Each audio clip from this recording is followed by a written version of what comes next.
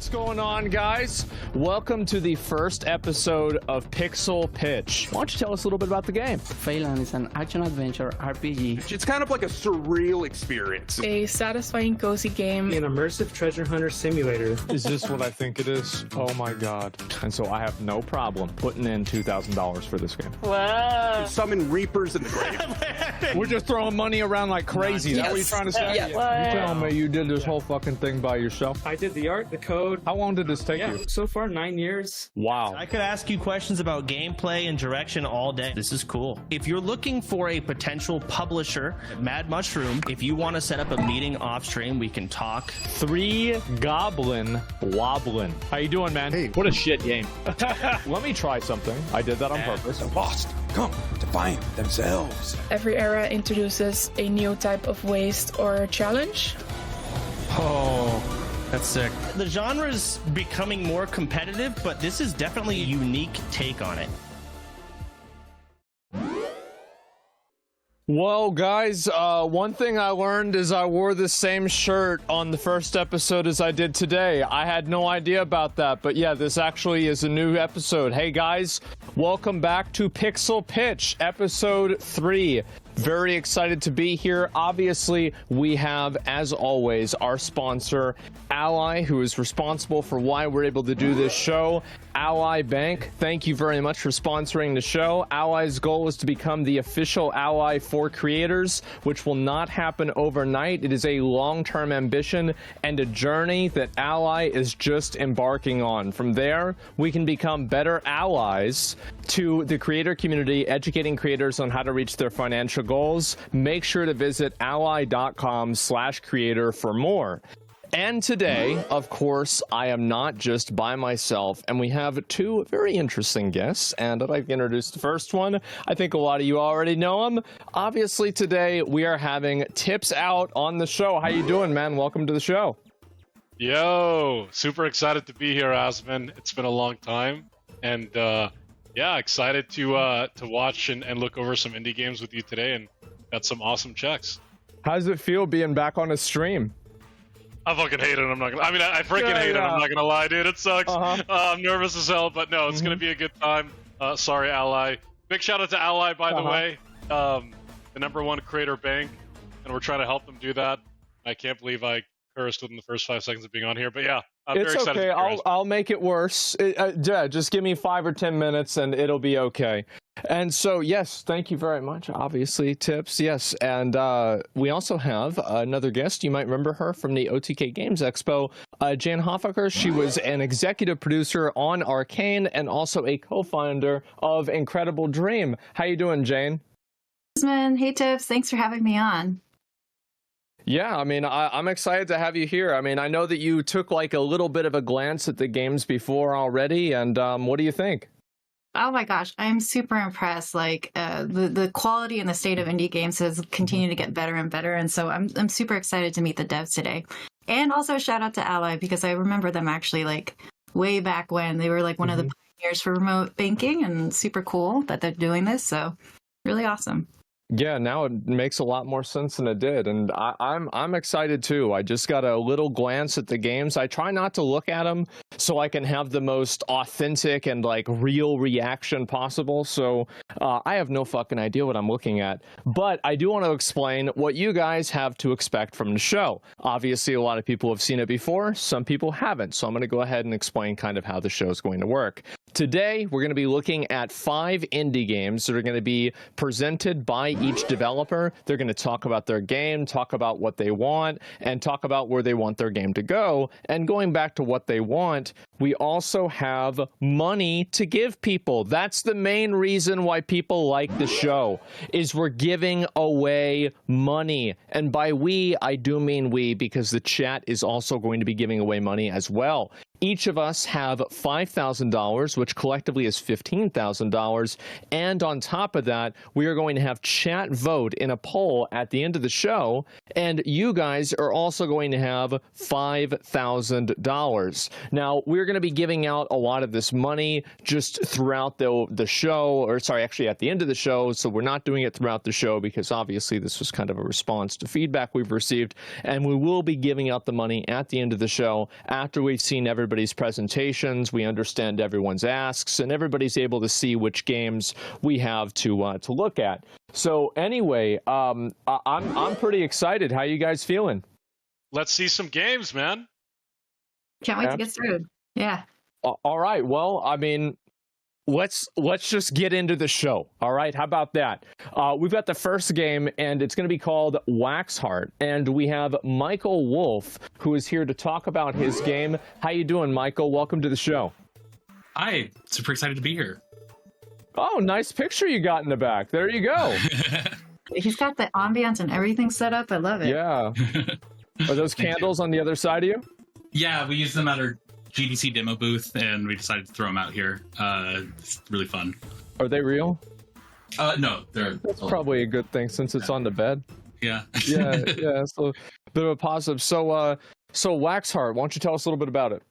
Yeah. So as we get started, I'm going to go ahead and play our trailer in the background while I introduce myself and the team, and then I'll go into talking about the game. Great. So first, hello, my name is Michael Wolf. I'm the game director on Waxheart, and I'm a professional Unity engineer with over 8 years of experience. And I have a master's degree in game design from Laguna College of Art and Design. My personal dream is to start my own indie studio where I can make meaningful, artful games with friends. Do you by chance know a guy named Hassan or not? You know what? Never mind. Keep going. Sorry. Okay. We'll circle back to that. So the way our team works is pretty unique. We are a team of over 40 volunteers. Everyone on our team contributes a little bit at a time. Where a normal studio would have one person working 40 hours a week, we have like 8 people contributing 5. And we've been in development for over 3 years. It started as my master's thesis project, and we just kept the ball rolling, and we're continuing to develop the game. And we're currently seeking funding to help the project reach the finish line. And the reason we're able to have so many volunteers is because there's a surplus of talent in the games industry right now. We've had all these layoffs. It's just a really tough time to be a creative in the space. And so there's a lot of people looking for work and not enough jobs to go around.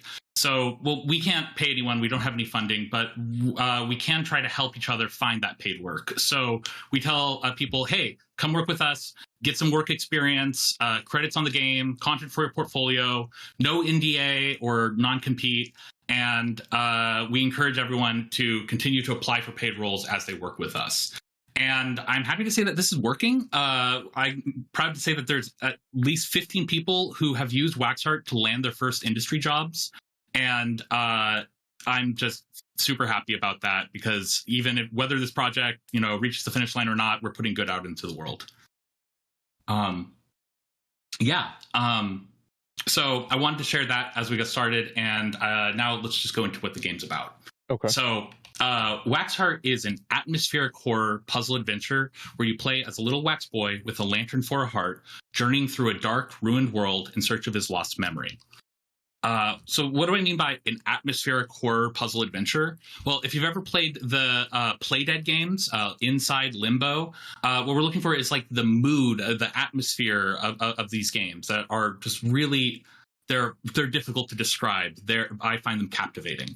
And then I want to translate the Playdead formula into 3D and making it more into something like Journey, which is this 3D adventure that has this linear flow. And the entire time you're being pulled to the mountaintop, this destination. And I think that does wonders for making the whole the experience just put the player in a state of flow. And that's what we're trying to emulate. Okay, yeah, that makes sense. Yep. Sorry, should I be pausing as we go here? Just go. I'll interrupt you. It's fine. Okay, go ahead. So Waxheart is an adventure set in a sunless world full of monsters and mysteries. And you serve as the torch for the sunless world. So the light from your lantern heart can help lights the way, but also alerts monsters to your presence. You can hold your breath to bring your light in and help you hide, and you can heat up to reveal paths or activate objects, stuff like that. And a really unique thing about our game is that we have what we call an inverted stealth system, where normally in a stealth game, you play as a point avoiding a volume. The volume being in enemies like cone of vision or other, proximity-based things. But essentially, geometrically, you're a point avoiding a volume. In Waxheart, we flip that on its head. You are a volume avoiding a point. So our enemies don't seek you out in a traditional sense, but if your light touches them, that activates them and they come after you. So we found that this has a lot of similarities to traditional stealth games, and it also creates something entirely new. And it has really interesting stuff going on in the design space, I think. So he's wax, but does the lantern melt him? It does not. Okay. You can chalk that up to magic or just really resistant wax. That's convenient for him. But we've got deep lore, so to speak, but I don't need to go into that now. So yeah, our basic gameplay loop is you're exploring this rich, dark world. You're solving platforming and stealth puzzles. You're avoiding Ichor monsters, and you're collecting radiant oil, which is the magical oil that fuels your lantern and also animates all the candle people to life. It's I haven't gotten to that part yet, but it's like a soul in this world.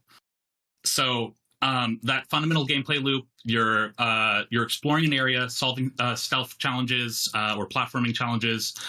You're collecting oil as you go, and you're using it to open Ichor-sealed doors and progress to the next area. So that's like our fundamental game loop.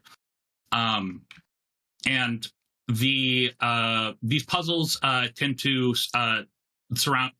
definitely use your light mechanics quite a bit. So here we're looking at the solution to one of our puzzles where you are pushing a box and you need to stay on one side of it to make sure that your light doesn't touch the monster on the other side. Another thing about our game is that we have a lot of lore. We love talking about it and coming up with ideas, and we want to present it in the environment. We are aiming to be a purely textless game. No text, no dialogue, only text where we need to give instructions for how to interact. But generally, we want the world to be telling the story, and if the player is paying attention, they can figure things out.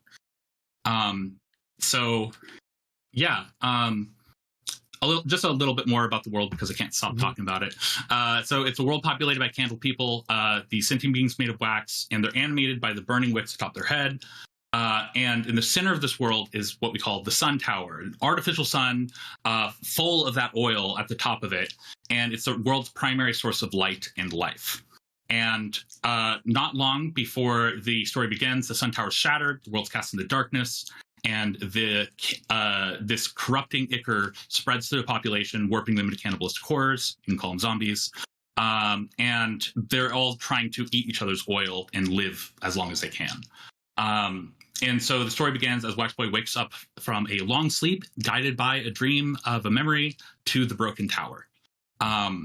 I mentioned Journey earlier. Our Sun Tower serves as that guiding element to the end of the game in the same way that Journey's mountain does, with this huge beacon out in the distance. So our journey is planned to span 4 levels.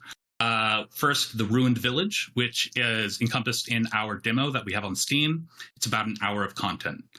The next level, which we're currently working on, is the Dark Forest, followed by the Port Town and the Radiant City, where the Sun Tower is, where you climb the tower and meet your fate. And each new area introduces new monsters, new mechanics, and lore. And due to scope reasons, we've recently cut that 3rd level. We've done a bunch of pre-production and mechanics design, and that's just the nature of game development. I do like sharing it here because we have a lot planned, and given the resources, we would love to build the full vision of the project.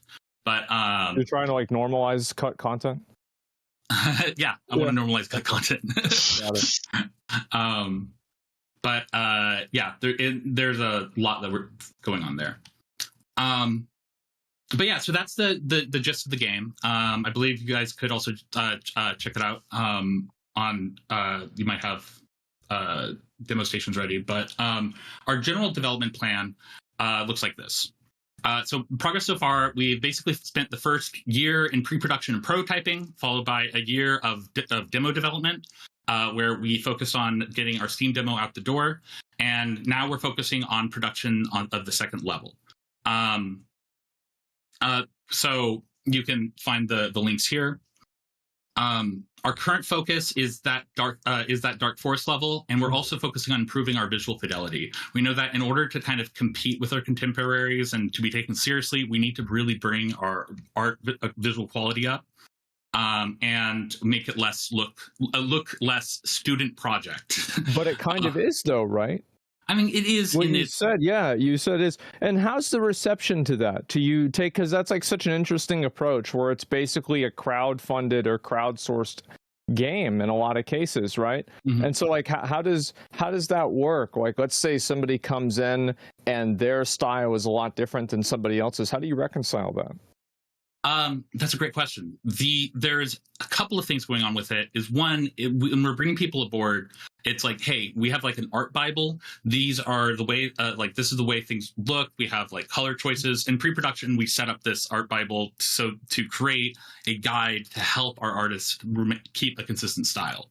Another, we just do quality control amongst ourselves. We do review playtests. We point out like, hey, this is actually this is using really high level detail textures, and maybe we want to bring that down even, or the other way where this is really simple.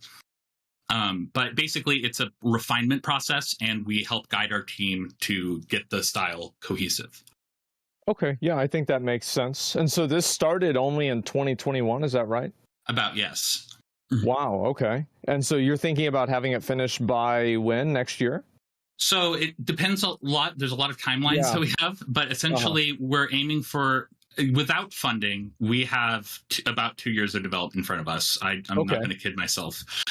If we get funded, that will speed things up quite a bit. We'll be able to, we have a whole thing about talking with the team about it, but we'd likely downsize to a small core team, which is still in the best interest of everyone who's volunteered, because that means that they get to have a more successful project on their resume. Everyone's like talks through this, and I think we're all on the same page that funding. How many people have worked on it, like collectively? Collectively, yeah, over 100. Oh my god! We have a lot of churn. Is the idea is that we have people come in, work until you find a job, or your next opportunity or something changes, and move on, and then we pick up some more people, and that's happens a lot, and it works for us. We have a core team that's stuck with us for a long time, and it's and so we're not like losing knowledge as people churn or anything like that.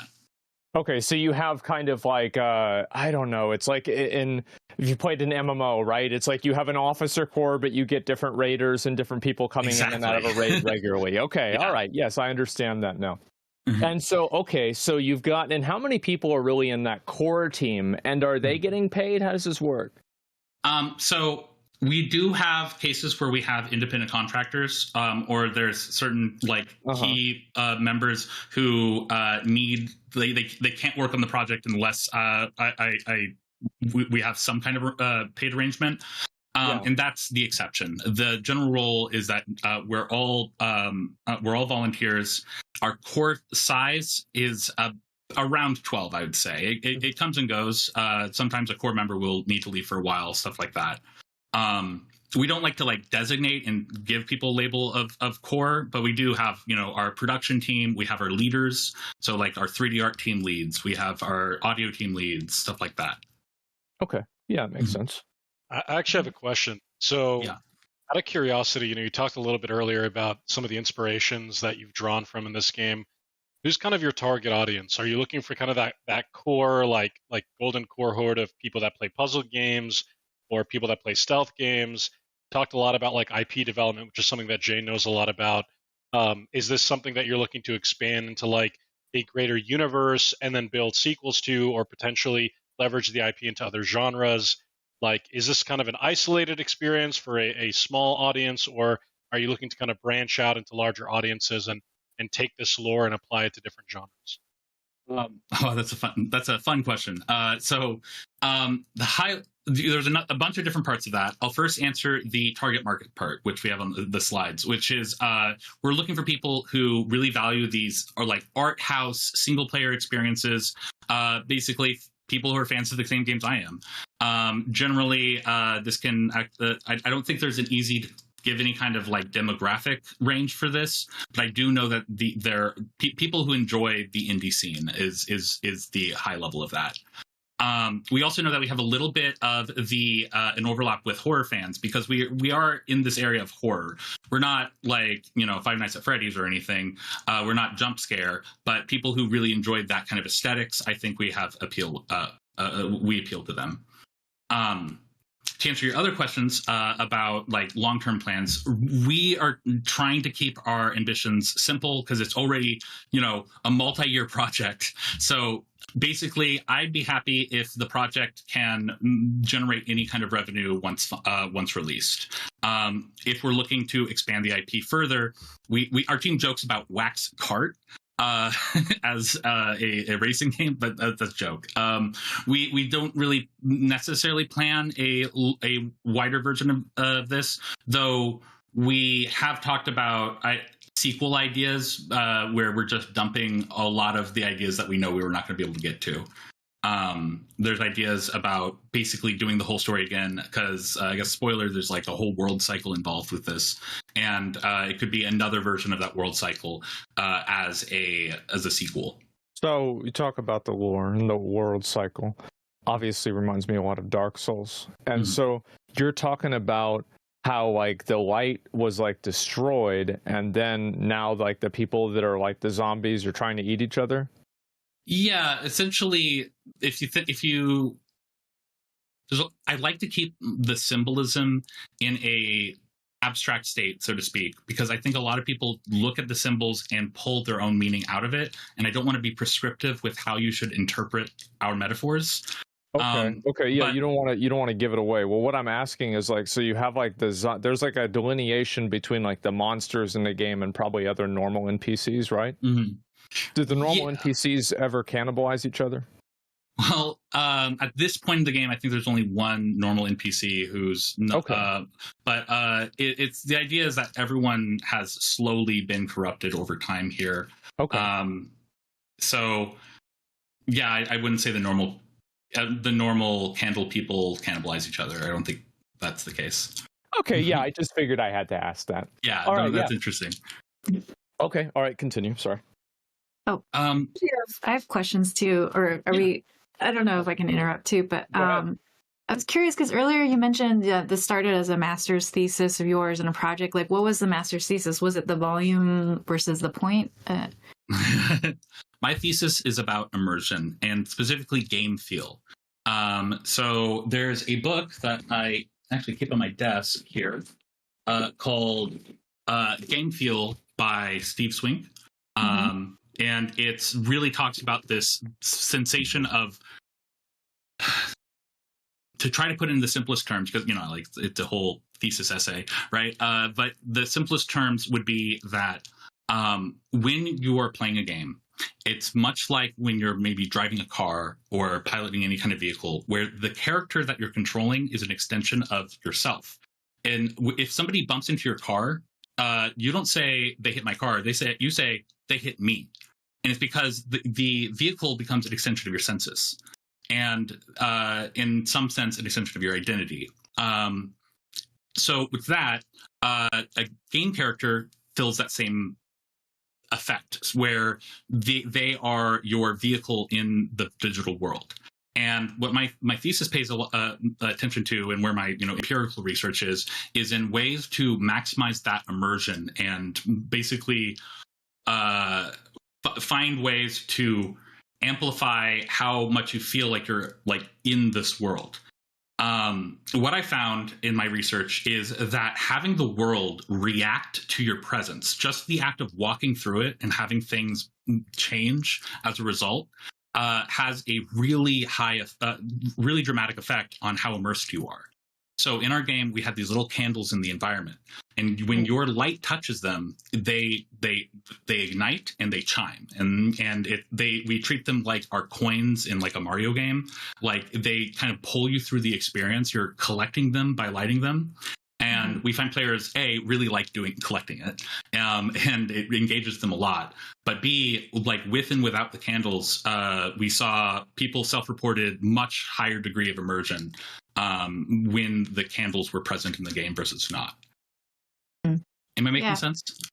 No, that makes total sense. I mean, it's like when you go through a game, an interactive experience, like that's the difference between that and a movie is that like, you know, the game, the more that it reacts to you, the more you feel like you're actually there.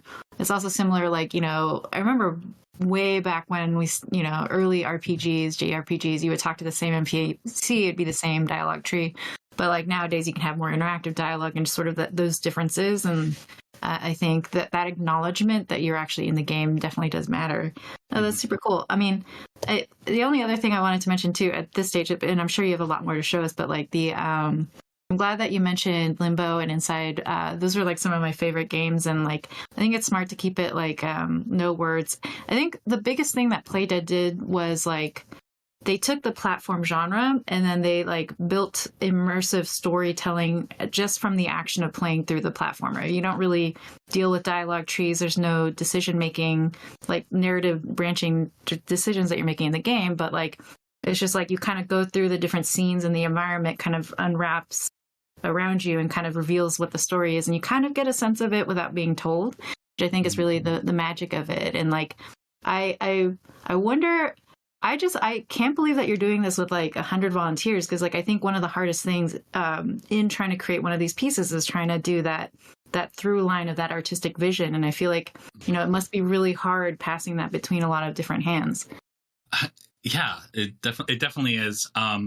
If there's one thing that I've learned in my experience on this project is that the game director isn't necessarily the vision creator, but they're the vision holder, or rather a conduit for the vision. So it's my job to assure that that vision is maintained and communicated. I'm very hands-on. I like to mentor people as much as I can. Personally, I'm a generalist. I touch like every area in game development, and I can help people in pretty much every department. And so I'm able to sit down with people and say, okay, well, this is what we're looking for, and here's why. I think that's working. But yeah, it's definitely a challenge. But yeah, I didn't want to stop either. Like, I don't know if are we also going to get a chance to see the demo, or? Yeah. Well, I wasn't planning to play it here in front of you guys. I think you guys have that set up somehow. Yeah, I can try it out and just take a look at it. If you guys want to do that, we can just take a quick look. A couple of minutes. Do you want to do that? How you feeling, Michael? Yeah, I'm wondering if I should probably just knock out the last slides here. Let's do it. Quick. Let's do that. Yeah. Last we were talking just about our current focus. I was talking about how we are focusing on our second level and improving our visual fidelity.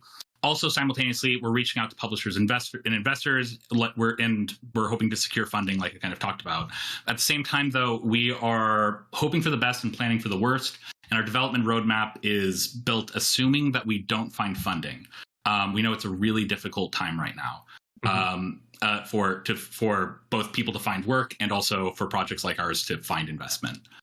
And also, amongst all of this, we're trying to figure out marketing. We're not personally, I'm not somebody who posts a lot on social media, and we're trying to figure out as a team, like, how do we market this? How do we use like modern like social media marketing techniques with the dark tone of our game? Like, how do we build an online presence? So that's another focus of ours at this time.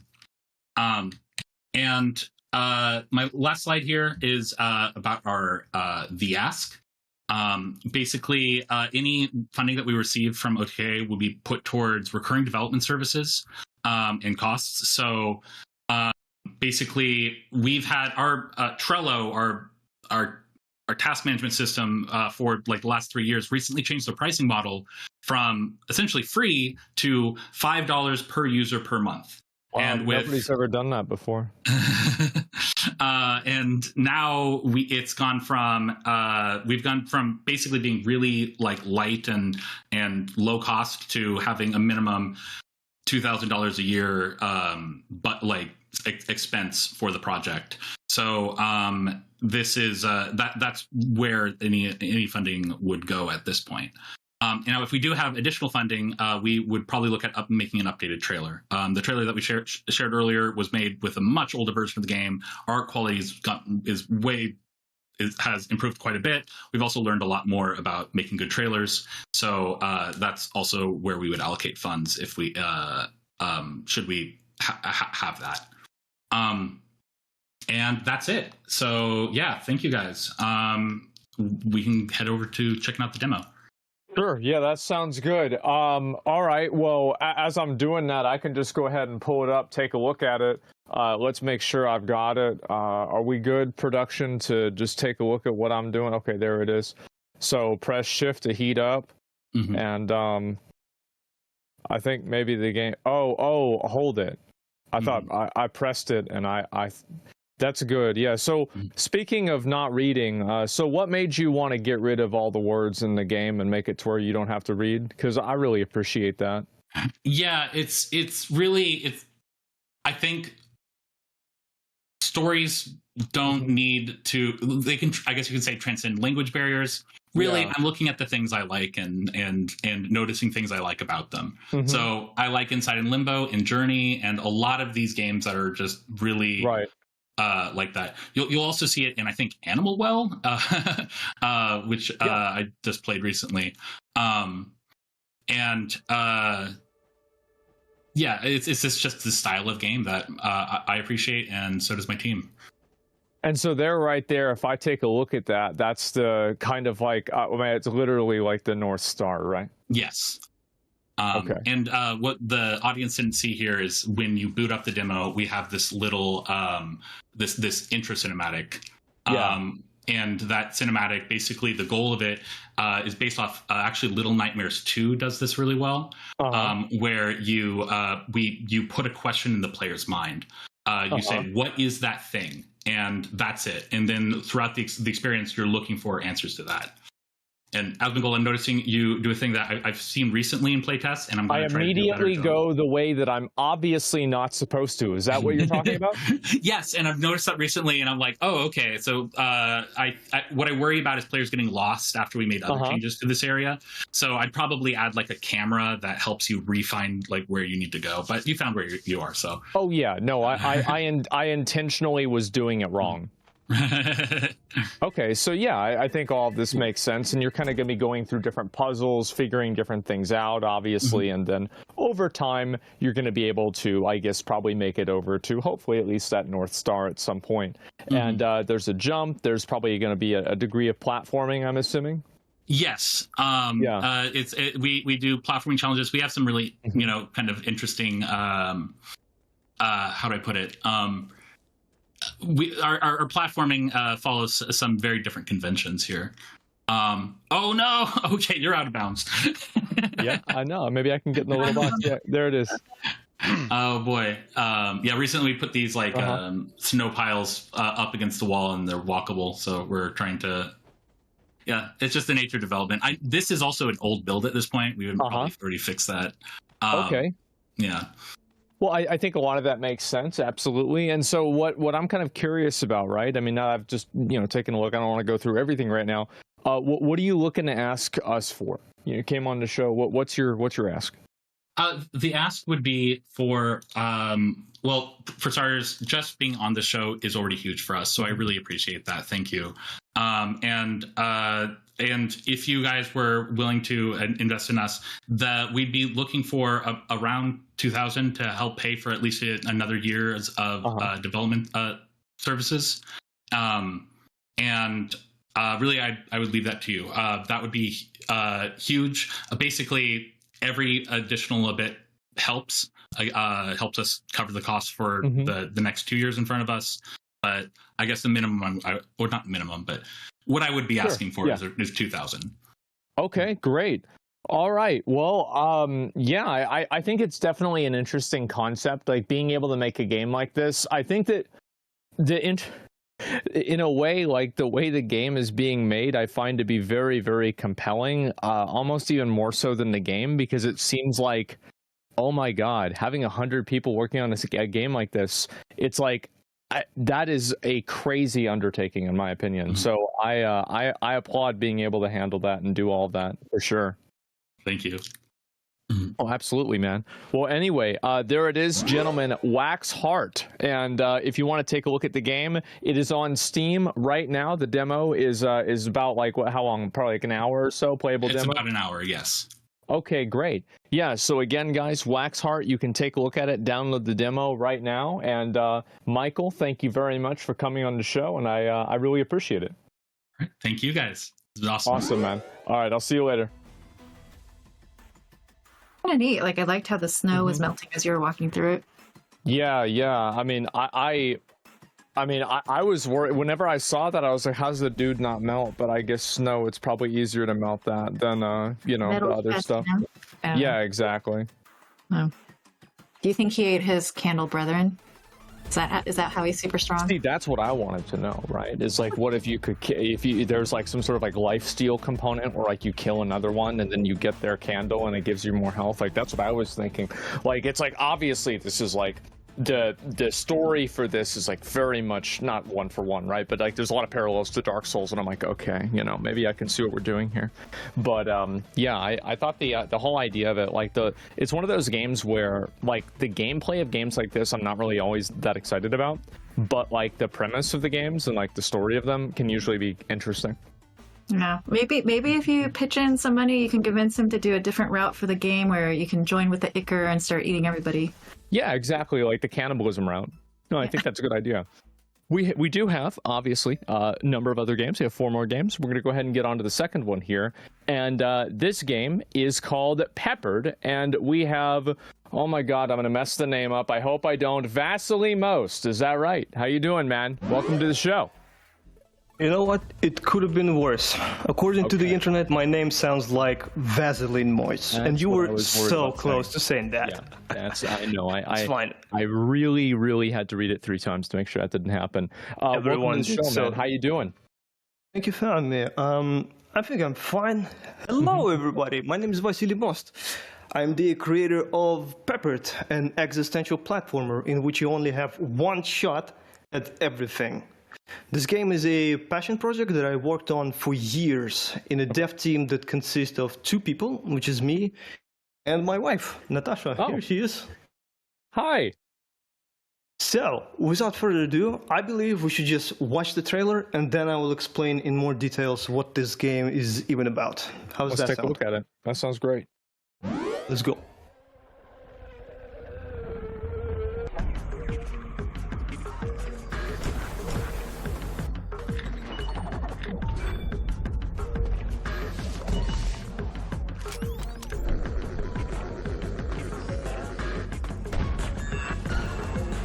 Yeah.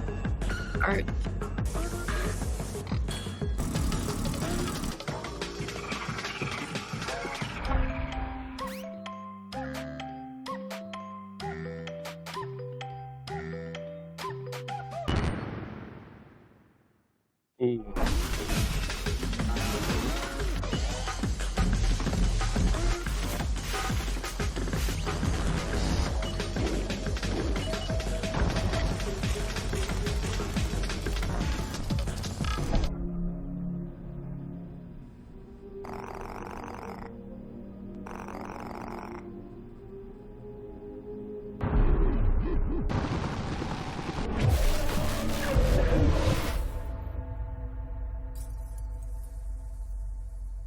So I feel like there's like 3 halves of this game.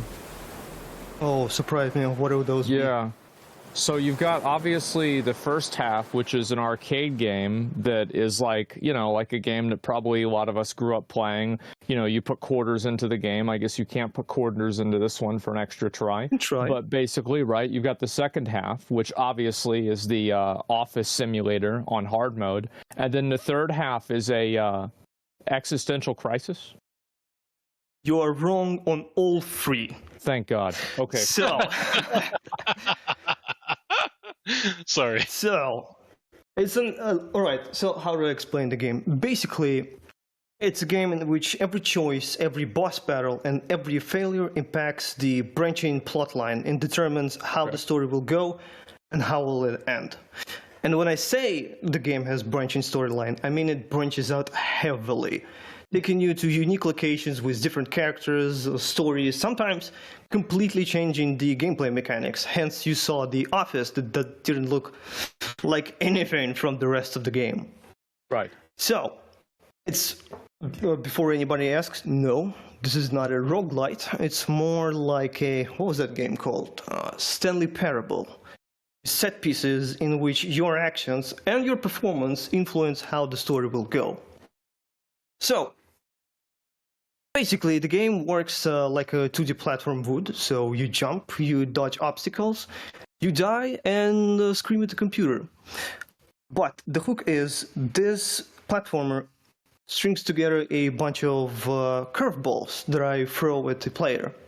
These curveballs include, but not limited to, choices. So, for example, the game will present you with a bunch of choices, like ranging from a dialogue option to actions. And these will impact the characters, how they treat you, how the scene ends, and how the story plays out. Like an example over here, for which video for some reason doesn't play, a legit choice between saving the world or getting a job, which are two different storylines. The other example do we have is boss battles, in which you have only one shot to win. So if you lose, the game will not reset. The story will go on, and it will change according to your loss. And it will impact, again, the characters, etc., etc. So can you go back? Like, let's say you fuck it up. Can you go back? No. You get to live with the consequences of your actions. For some reason, also, I believe Ray takes care of the slideshow, and he does not play the video. Why are you doing this to me? Really? Yeah. Well, that's amazing. Then let's do it without them. Okay. It's just like the game, you know, something failed and now we're getting a different plot point and we're going a different route, you know what I'm saying? You don't get the save state. It's interesting because on my end it works perfectly. So that's weird. I wonder what it is. Well, then imagine the amazing gameplay. I'm imagining it. Okay. On this slides. So we also have funny stealth sections which have multiple outcomes, like you can get caught, you can sneak past, or find a secret solution, like, for example, using a scary mascot to scare the crap out of the sleepy barista. Okay. It could be minigames. I could make you probably fill out the documents, or go through an out-of-nowhere chase sequence where you have to use shopping carts to run away from the bunch of thugs.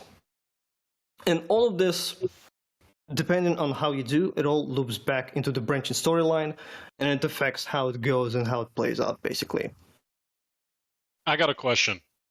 So, whenever I play games like this with like a lot of different like alternative endings and like fit together different puzzle pieces, after like the first 2 or 3 playthroughs, it feels like the same game over and over again. How long is the experience meant to be, and how much replayability is this game expected to bring to a customer? It depends, because there are multiple routes and they are completely different. So when you're saying that, hey, they feel kind of samey, in this case, they are not. They are 100% different, with different gameplay mechanics, characters, and stories. And based on which route you are on, that would be different playtime. So, for example, it could be 4 hours, the more canonical, let's say, playthrough, and the lesser one could go for like 15 minutes. In fact, I believe we should try the demo after the presentation, and we could see it in action, since we didn't see it in action on the slideshow that decides to bugger up on me. All right, sounds good. So, since the game is so narrative-focused, the story behind it is basically God of Death is coming back.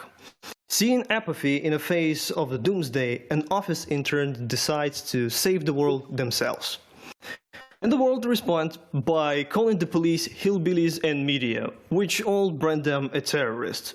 You play as this office intern in question, and the second you decide to save the world. And this action puts you on the collision course with completely weirdo characters who try to stop you any way they can. And depending on how you do, the game will answer a question: can you save the world? Or will you be so bad at it that you will only make things worse? That's the gist of the game. Great Can question. you do it so badly that you destroy the world? Yes, you can. Of course. So, Asmund, Oh, spoiler alert! Dear gosh. Uh-huh. Damn it, man. Sorry, go ahead. So, before we start, one thing I want to... One heads up. The game does not feature voiceover, and it will not. So, would it be okay to ask you to do dramatic voiceovers? Yes, I will read the text. Awesome, because I saw you playing Undertale. I know you can do good voices. Oh, I can do that. Absolutely. Oh, and another thing I think I should mention. Since the game is so choice-driven, I say let me backseat you a little bit to mention when these choices crop up, but we'll leave the decision-making to Twitch Okay. chatters, who will right. definitely have only the best intentions in mind for you. They're going to help me out as much as they can. Okay, I got it. Yeah, of course. They'll Naturally. be benign.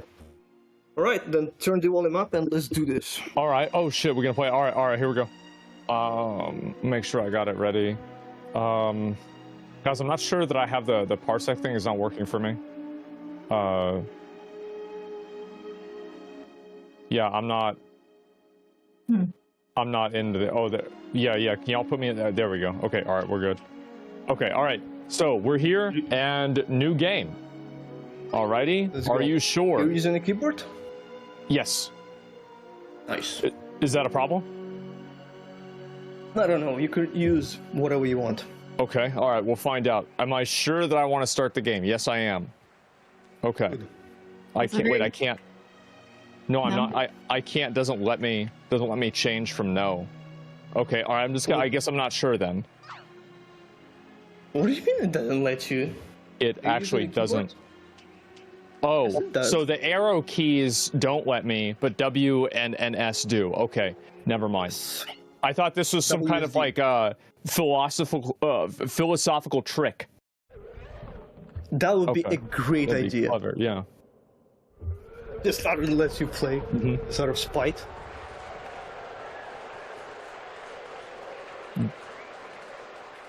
Yeah, there'd be a trick that you would have to quit or, just give up, and then it would actually You would start. have to, yes, insert the coin in the disc slot. Ladies and gentlemen, has everyone got a good view? All right, here we go. Let's try it out. Because it's the moment we've all been waiting for. It's the 100th anniversary of immortality. Oh, that sounds pretty good. Once again, our hero will bring a new life star. And with it, the extended imprisonment. Wait, what? Of the god of death. Oh, that sounds good. Not for him, but please welcome the hero of the evening and every other waking moment. Theodore Glasgliev. Okay. Son, where's he at? Theodore Glasgliev. Where's he at? Theodore. Yo. Disaster on immortality. Oh, bro, that fish is stressed out. Theodore Glasgliev vanishes into thin air an hour away from catastrophe. Where did he go? And who will prevent the return of the god of death now? I guess that must be me. Excuse me, are you ready for your job interview? Wait, what? Oh, yeah, of course. Follow me. Okay. Oh my god, I love it. Oh, okay. All right, I You understand. can interact with everything on the background by pressing E since you're on the... yeah. Okay, It will got it. give you a funny line. And you can speed up the text by pressing E again. Right. Okay. Hiding in one of them won't save you from the return of the almighty god of death. Yeah, I remember I thought that whenever I was like 5 years old. I remember that was a core memory for me. You remember the god of death when you were 5 years old? Yeah. That was a crazy thing to... Yeah. From a Call him job Santa in America, man. Right. Okay. And browser's homepage is a social media platform. The latest post is a nude selfie with enormous inspirational piece in the description. Great. Okay, that sounds good. All right, let's keep going. And so there's the little coins there. Press left, control the dash. Oh, okay. It's a water cooler. Yep. You're in an office, all right. Okay, got it. Oh, there she is. Guarding life stars is an important task of oh, I read that the wrong way. I have dyslexia. So we utmost importance. Right. So we demand a high level of professionalism from every employee. Theodore is still missed. Oh, okay. Well, that's bad. The position of coffee boy is absolutely vital. It requires 30 years of experience as well as a highly ambitious mentality. Uh-oh.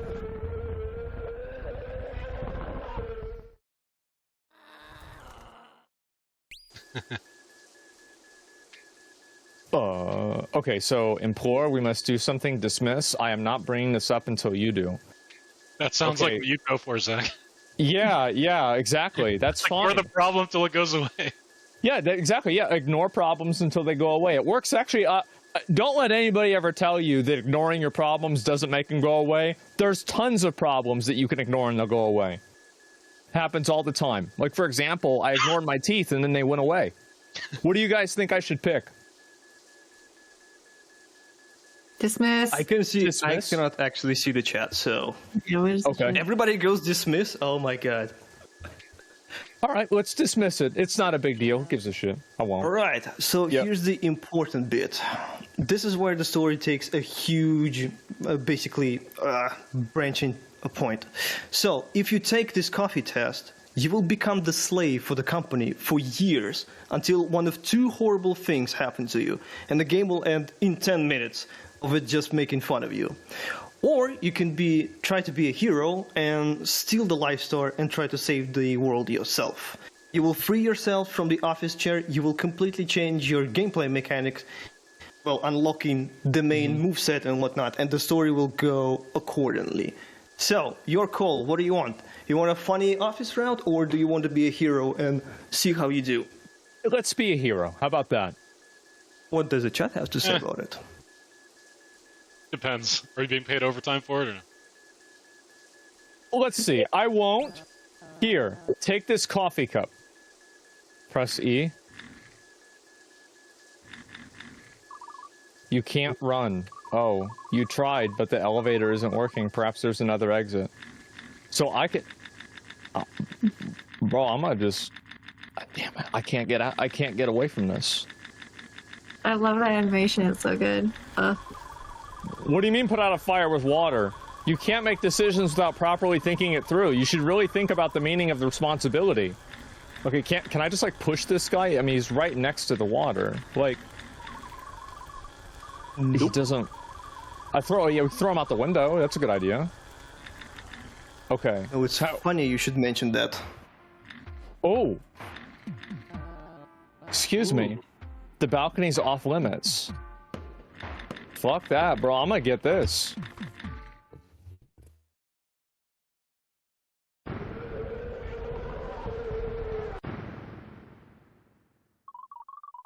It's the Life Star, the very thing able to stop the god of death.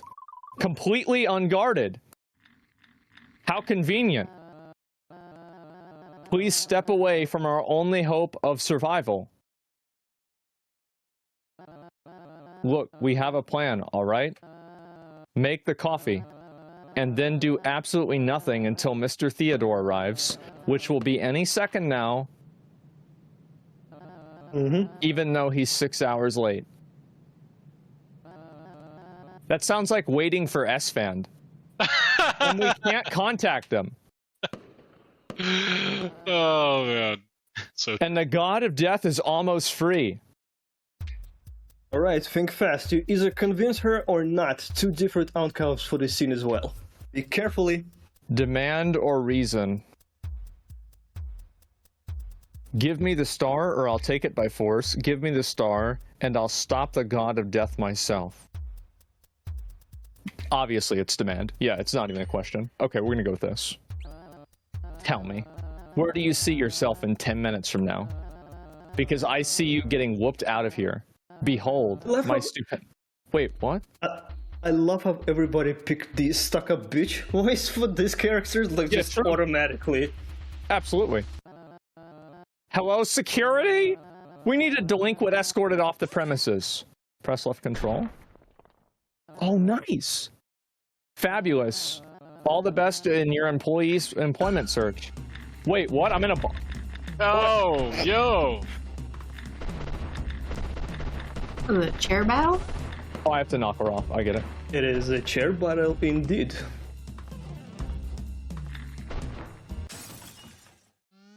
Damn! Get the See, fuck I out said of here. funny. You should mention that. Okay. Easiest game of my life. That was a stunning performance, my friend. Only 10 minutes in, and you're already achieving things I could have only dreamt of at your age. Come. You're just the rebellious type I need for my office. Oh, so we just kill her and I get a promotion? Damn, alright. She's not This is dead. good. We're still immortal, so she's good. Oh, well, I thought that the god of death was going to come back because of the star. He's not yet. Okay, so she's got an hour that we can kill her and then it'll be okay? Yep. Okay, that's nice. Good for her. So I can either save the world or get a job. Well, I'm definitely not going to save the... I'm definitely not going to get a job. It's your call. If you get a job, that's a different storyline. You will get into the office, and the game will end in 10 minutes. I'm going to save the world. I'm going to keep going for another couple of dialogue choices. Laughs hysterically. Uh-oh. What? Stopping the god of death. Magnificent. Show us how it's done, soldier. Okay. Oh, shit. Oh, shit. Okay. Oh, my. So that wasn't a joke? What an odd person. Very well. I'll call the police.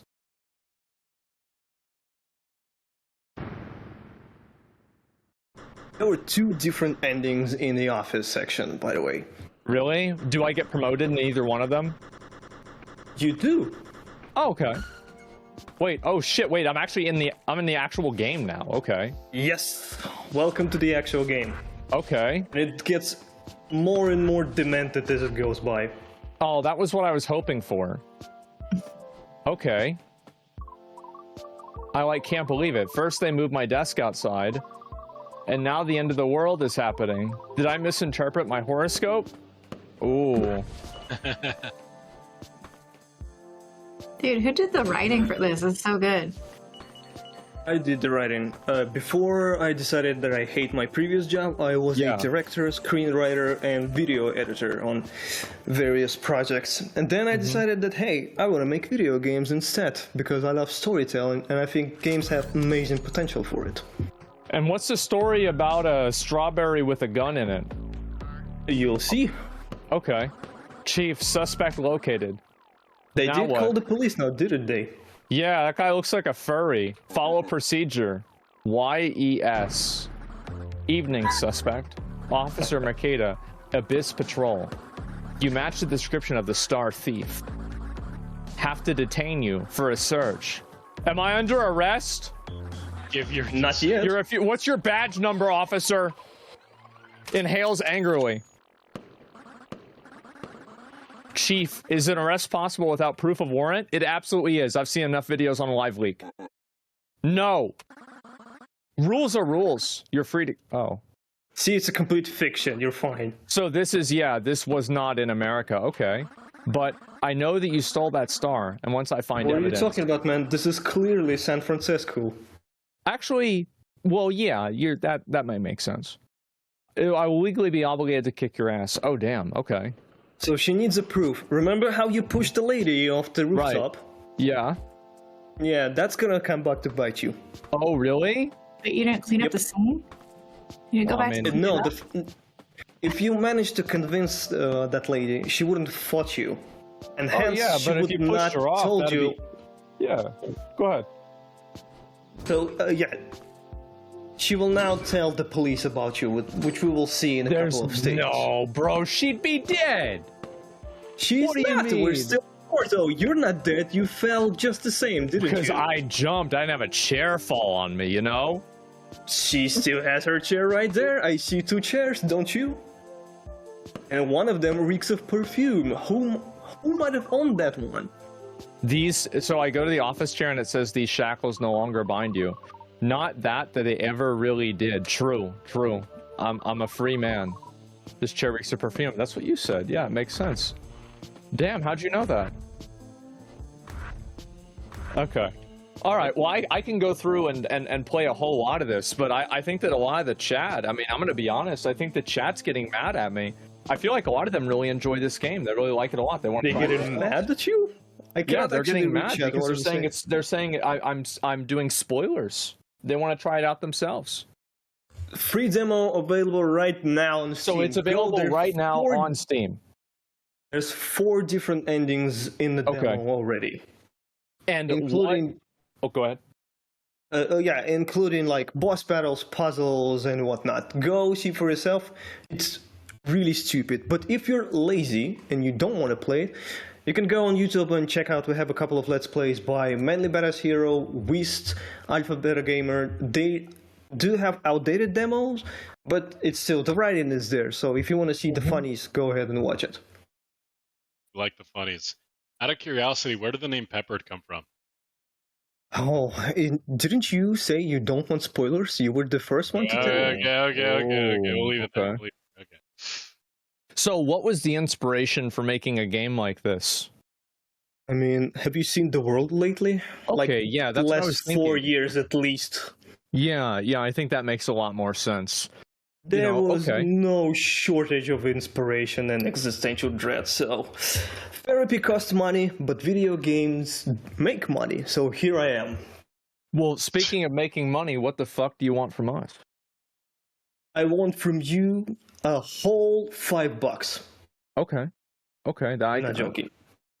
$5 and I could buy myself a coffee. I will consume it and it will introduce caffeine into my bloodstream. You probably need more than $5 nowadays. Oh, I live in Berlin. It's like €4, so. Oh, okay. So That's yeah, like Cruise Street City.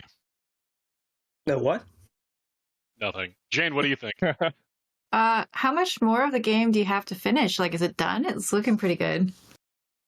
We're 2/3 in. We just need to finish the last chapter. So basically, to give you more in-depth explanation, the game is sort of like a TV show. It's written like a TV show, meaning there are episodes, and there are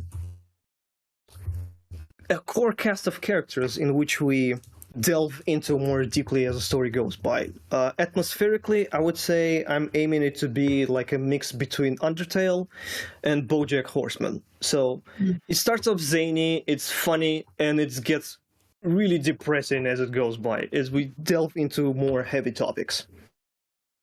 Oh boy.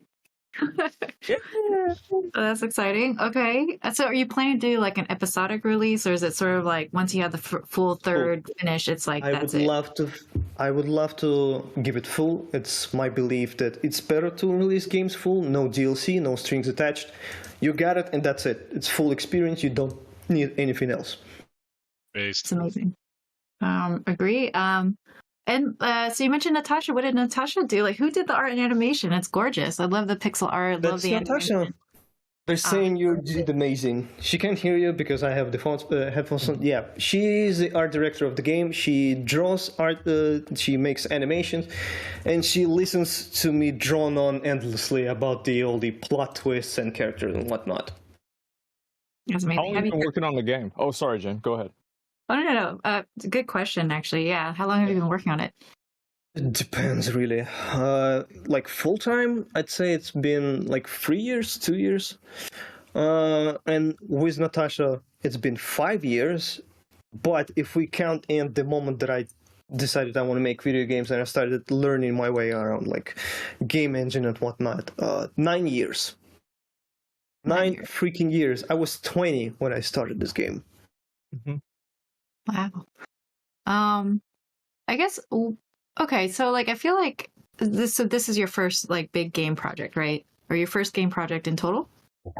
This is the first game I ever made, yes. And I still even haven't made it yet, so it's still my first something, I would say. I guess what would you say that this game is not? Because I feel like for people creating their first games, there's a tendency to want to throw a little bit of that, everything. So what is it not?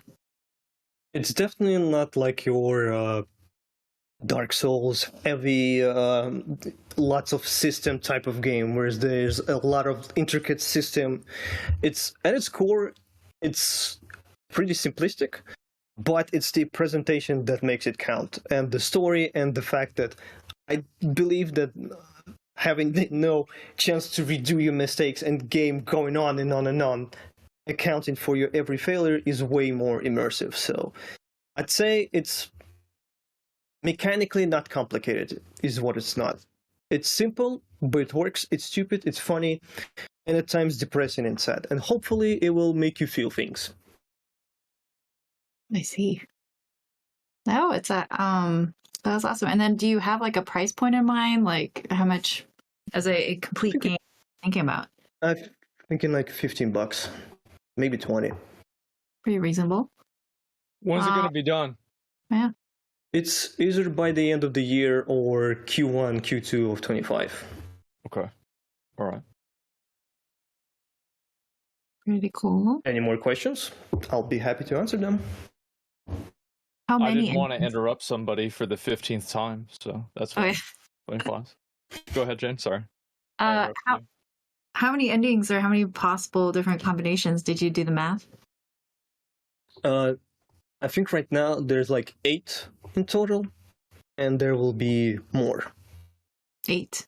As for like routes, I don't want to say it because that would be a heavy spoiler, and people already give me a lot of shit for spoiling stuff, so I'd rather keep my mouth shut.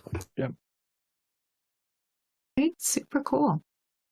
Yeah, people were even saying that in chat. They're like, "Oh no, we want to try it out ourselves. Don't tell us what's going to happen." Yeah, exactly. I'm sorry. It's like a Tom Holland thing. I cannot keep my mouth shut at times. I apologize profusely. Our fan base give me shit constantly about it. Okay, well, great, when man. They're not too busy drawing Rule 34 of my game. Well, that's nice. Yeah, that's good. It's good to have people that are so invested and passionate. Involved. They're a passionate Very bunch. Passionate. Absolutely. And so, yeah, I mean, I'm going to be honest. I like this a lot. I think it's interesting. I feel like a lot of these, like, almost like, like there's gameplay to this, right? But there's also like a very big, like storytelling visual novel component to it. I think that games like this are really starting to grow a lot more, especially now as it's becoming more accessible to make something like this with a huge studio or anything like that, like yourself. You're saying you're interested, eh? I am saying I'm interested. That's correct. Stream it. You son of a bitch. All right. We'll see what happens. All right. You drive a hard bargain. Happens, yeah. It could be good to play. Yeah. All right. We'll see what happens. Yeah. I think that people could actually enjoy this. It seems like a lot of the viewers would like it. But yeah, I mean, and it's a demo. It's a free demo that I can play on Steam. Is that right? Yes. For absolutely free. Okay, great.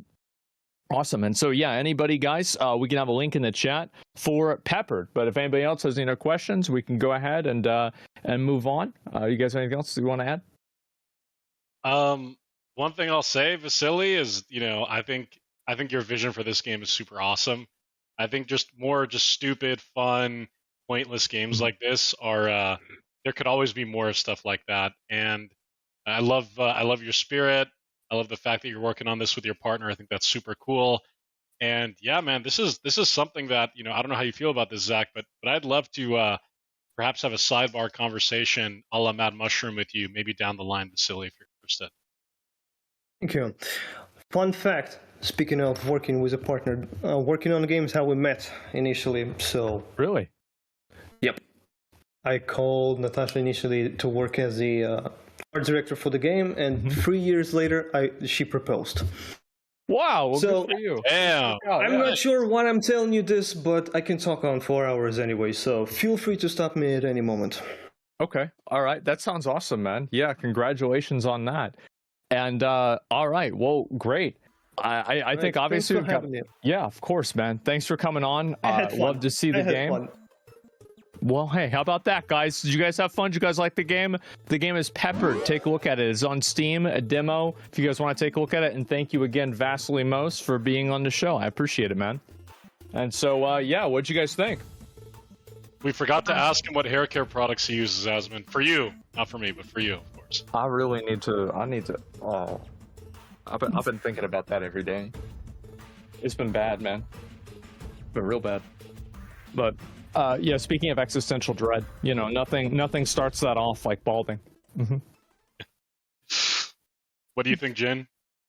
I love the game. I mean, they got me with the trailer and the little like dialogue. I was like, that's pretty cute, and it's just like it's got this like Inscription meets Scott Pilgrim meets like Teenage Mutant Ninja Turtles arcade game vibes to it. That's like, you know, and like it, you know, I saw Asmund play through it a little bit, and there's like this like writing wise a relatable irreverence, I want to say, that makes it really just awesome. I don't know, I'm excited. Like I can't wait to test it out myself, play through the demo, just check out sort of the different storylines. I'm curious what that $5 coffee will bring us. But yeah, it's a really amazing game. I'd love to play more. I like it. I do. I like it. I think it's funny. And, you know, it's got, you know, the tongue-in-cheek humor. You know, obviously the Theodore guy looks like Nietzsche, who says, you know, we've killed death or God is dead. And so it's clever. It's clever in a lot of ways. I like that. Dude, the like office chair scooting animation. Yeah. So funny. Like, who hasn't done that in their first job, right? Or their 10th. Yeah. I mean, I liked it. Yeah, I thought it was interesting, and I'm gonna be honest. Like, whenever I got knocked off the little like I guess building, I didn't expect to be able to jump around and move around and all that stuff. I thought it was just gonna be like you're walking around an office, and then it definitely dialed up really quick. But we do have, obviously, we got a number of other games, guys. Like we did, that one was good, but we got 3 more. We're gonna just get right into the third game. I want to just talk about this right now. Next one is going to be a game called Shot One Fighters, and we have another name that I'm probably going to fuck up. Sirio Brazi, what's up, man? How you doing? Hey, how's it going? You actually got my name right, so congratulations. All right. Yeah, I'm originally from Italy, and I moved over to the U.S. in like 2003, and I just go by SB at this point because nobody can get my name right 99% of the time. But yeah, we're working on Shot One Fighters, which is a throwback fighting game with a twist. And I've got a trailer for you guys if you want to check it out. Let's do it. Let's go.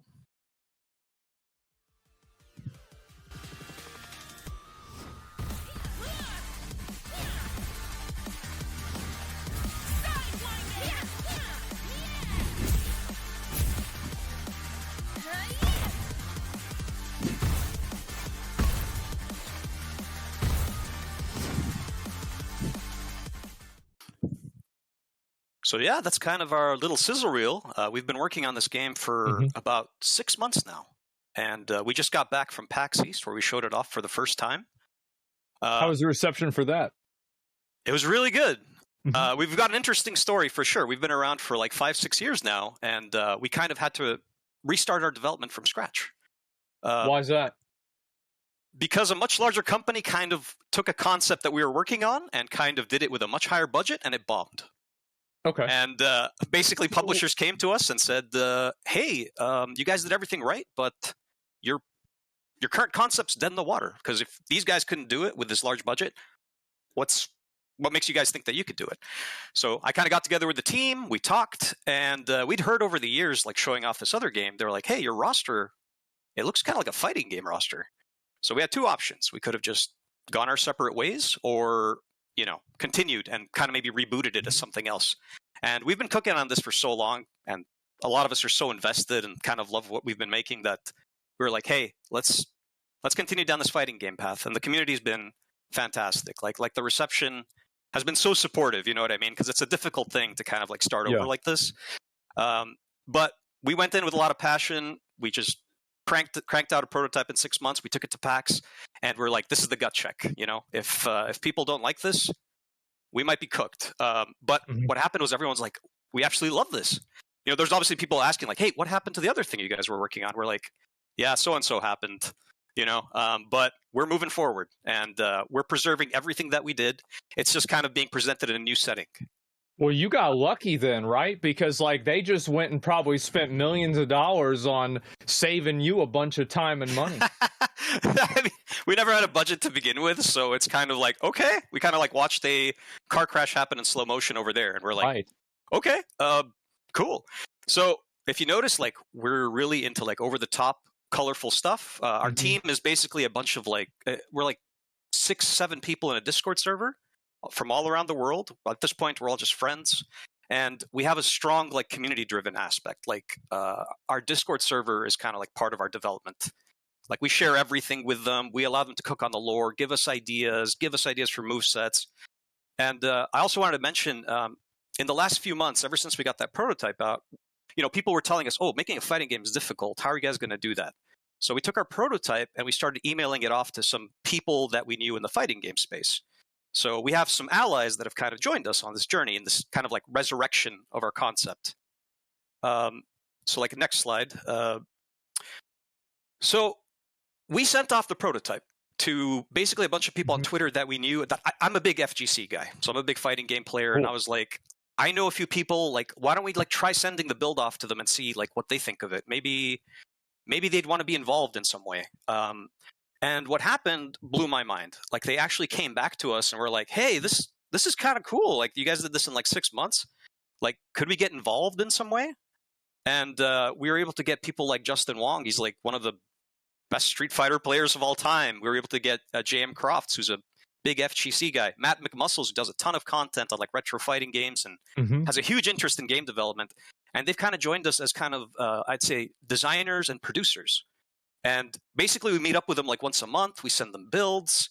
Like that's going to be the plan going forward. They're joining us from like ground floor, which that's badass. Okay, cool. Yeah, which I'm like that's awesome. I didn't expect that to happen. You know what I mean? It was terrifying because I'm like, you're sending a fighting game prototype to like some of the best players in the world. You know, I was like, they're either going to like tell us like, you know, F off, or you know, maybe say like, they're going to see things that you might not see in the same way. No, I get it. Yeah, I'd be stressed out too.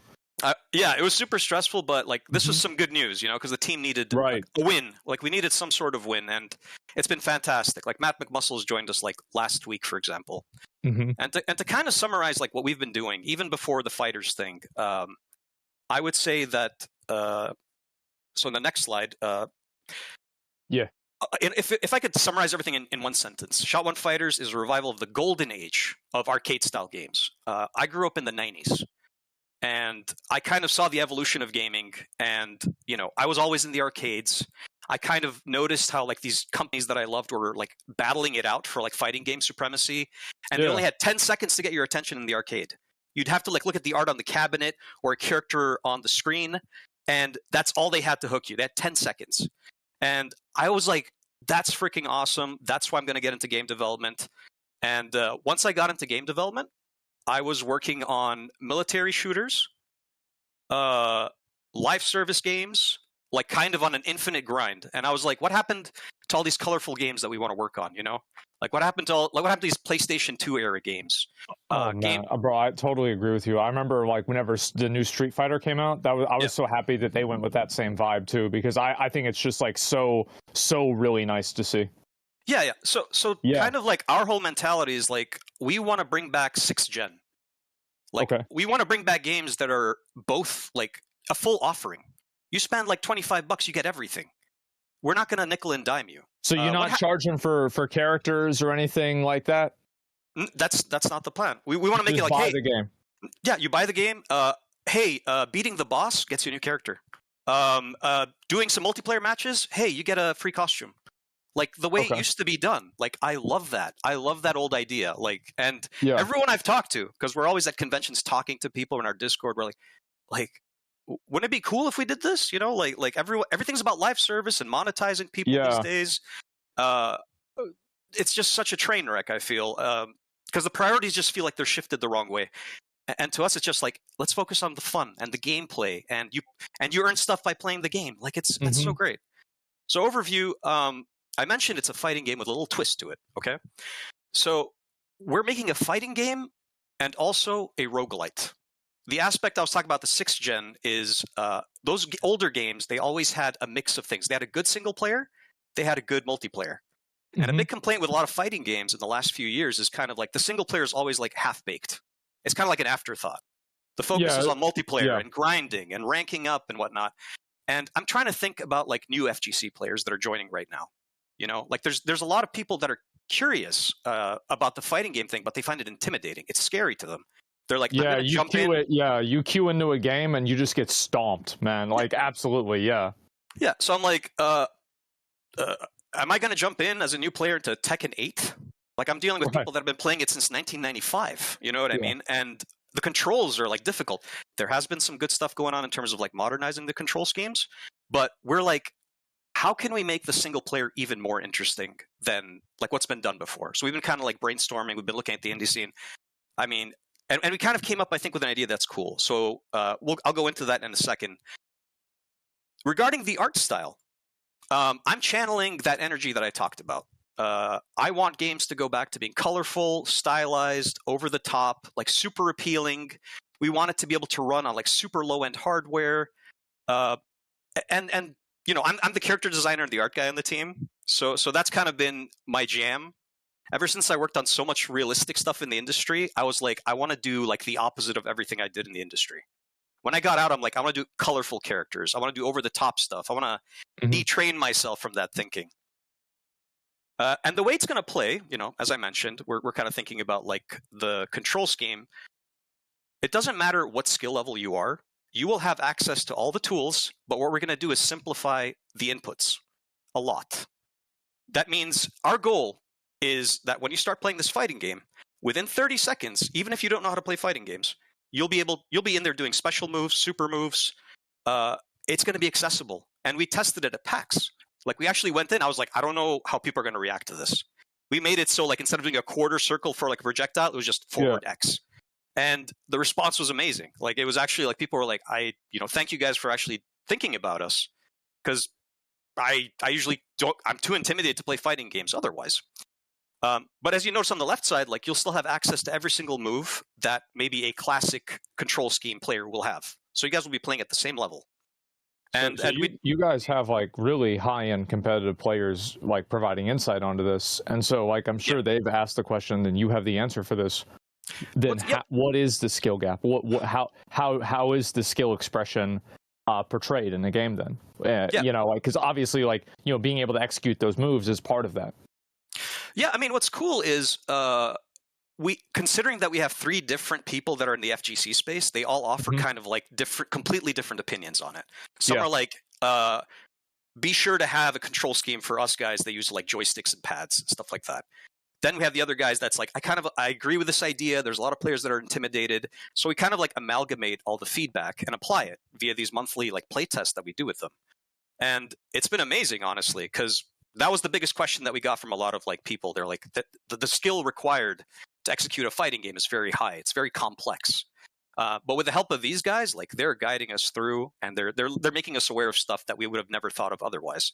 And that'll allow us to make the best multiplayer fighting game component possible, if that makes sense. So you had people that just like kind of walked in and they were able to pick up and play and execute combos with relative ease. Okay. Yeah. We did a bunch of things which basically facilitated like players being able to do combos easier. Like for example, if I could give you an example, in some of the older like fighting games, you would have these tiny windows to do links to do combos, like 1 frame. So we're like, what if we extended it to 6 frames? And all of a sudden, like what you feel like you want the character to do is happening on screen way easier, if that makes sense. I do understand that. Yeah. So kind of just loosening everything up a little bit and making it just like funner to get in, jump in, have fun. And then that's kind of what we've been doing. It's working out so far. That's kind of our design philosophy. And the thing that we like to do that's a bit different, you know, compared to like when I worked in the industry, we would work on a game for 5 years and then at the last minute just shotgun it out and hope for the best, and then dump a bunch. Like I'd see the higher ups dump a bunch of money on like streamers at the last second, and like Yeah, stream that this was game for great. 8 hours. Yeah, I'm sure it was. Yeah, but it was like, why didn't we start showing stuff off earlier? Like, why didn't we show off the game in an earlier state and get feedback? When I was a low level at these companies, these were the questions that kept popping up into my head, and it was driving me crazy because I'm like, we're putting all our eggs in a basket. We shotgun this game out and hope for the best.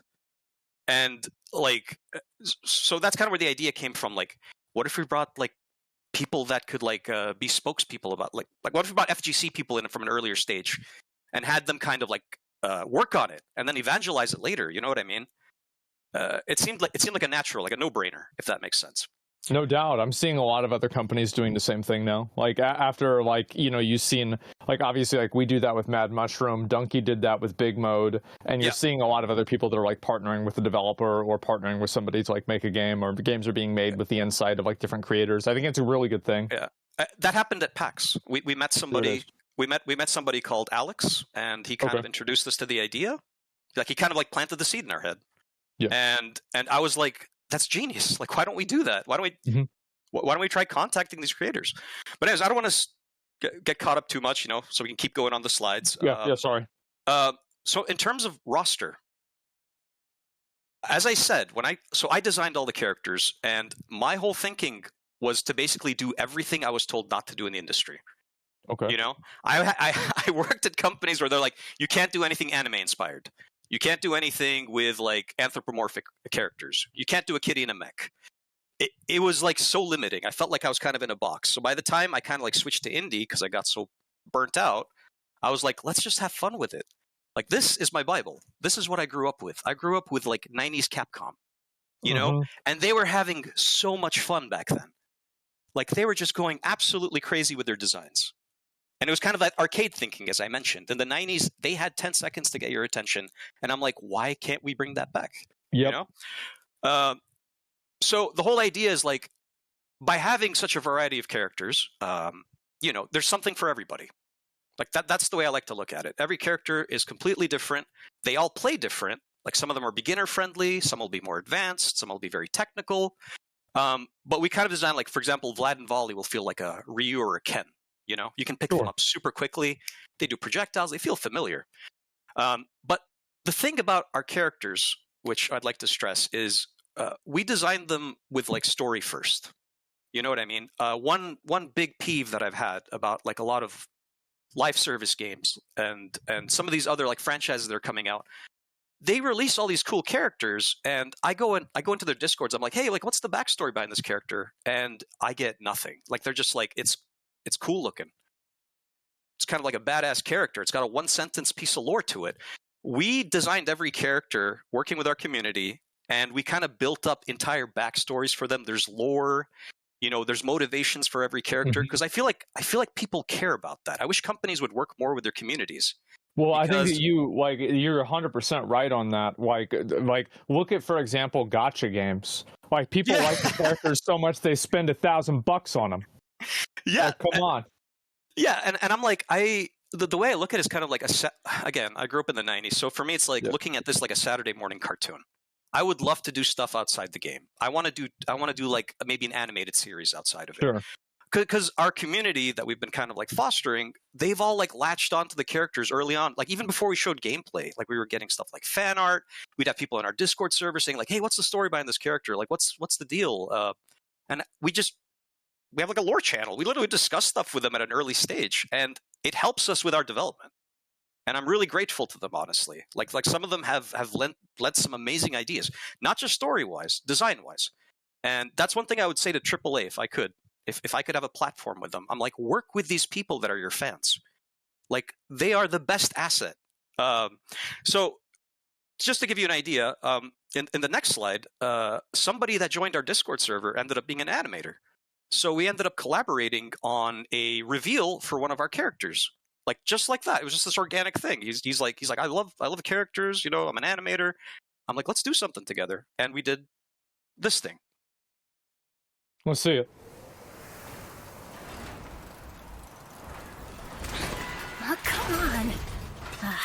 junk. Oh, hiya. Name's Volley. Nothing's ever been easy for me. There are obstacles everywhere, especially with trying to take this hunk of junk apart. I wouldn't have it any other way, though. Where's the fun without any challenges, you know? These joints might be a little rusty, but I'm ready to give it my all. Damn, so you just had somebody on Discord just come up with that? Yeah, his name's Yerkdiff, and he's wow. Like now he's working on another indie game. He's working on like Billy Bust Up right now as an animation director. I'm like this is what companies are missing out on. Like this type of collaboration. It's there's so many talented people out there. It's crazy. And we've had multiple people from our community join us as team members as a result of stuff like this. Like we just like identify. They're like they're in our Discord server. They're sharing their work. I'm like, dude, this guy's awesome. Let's do something with them. And we're doing this with like no budget. We're literally doing this with no budget. We've been with no budget for like 5-6 years. Is that why you're here? Yeah, I'm not joking. Our office is our Discord server. We literally we fund ourselves by just basically doing freelance and work on the side, and we just shove it in a pot and we use it to like fund everything that we do. Yeah. It's been nuts, but a lot of indie devs are in the same boat. I think I'm not the only one that's ever said this. So on the next slide, I guess this is just more like a multiplayer thing. Okay, got it. We just wanted to kind of like show where we kind of fit within the spectrum of like fighting games. And because we're like, okay, there's a bunch of fighting games out there. They're way bigger than us. Right. So where do we kind of fit? And our whole idea is like, okay, let's do something that's maybe more inspired by a slightly older fighting game. Make it accessible, but keep it also strategic. Because a lot of the modern, like more anime fighters, for example, they're so hyper accessible that you'll, for example, just press like X, X, X, X, X, X, X, and they'll just do everything for you. So we're trying to make it that you have 6 buttons at your disposal, a light, medium, and a heavy, and you just have simplified input. So it kind of like eases you into like how to play fighting games. You wanna take it to the next level? You want to learn to do motion inputs? You can, but you will be just as competitive without it. We're kind of catering to both of those crowds. But as I mentioned, like we're not trying to be a live service game. We're literally just making a game that feels like a PlayStation 2, early PlayStation 3 title. It's you pay a price, you get the game, you get some basic online to mess with, you have unlockables already in the game, and you get a single player too. And more on that. So let's move on to the next slide. So we were kind of discussing brainstorming with the community, and we had all these assets from the previous game that we were working on. You know, the one that we had to kind of scrap because, you know, what the big company kind of like did the concept or whatever. And we were like, you know, like what if we tried something that maybe resembles like an action roguelite? Imagine a game where I'm a huge fan of Slay the Spire, for example. Okay. And it's on a 2D plane, and you're fighting enemies and you play cards. I'm like, what if you remove the card aspect, like having to play cards, and it was more like action oriented?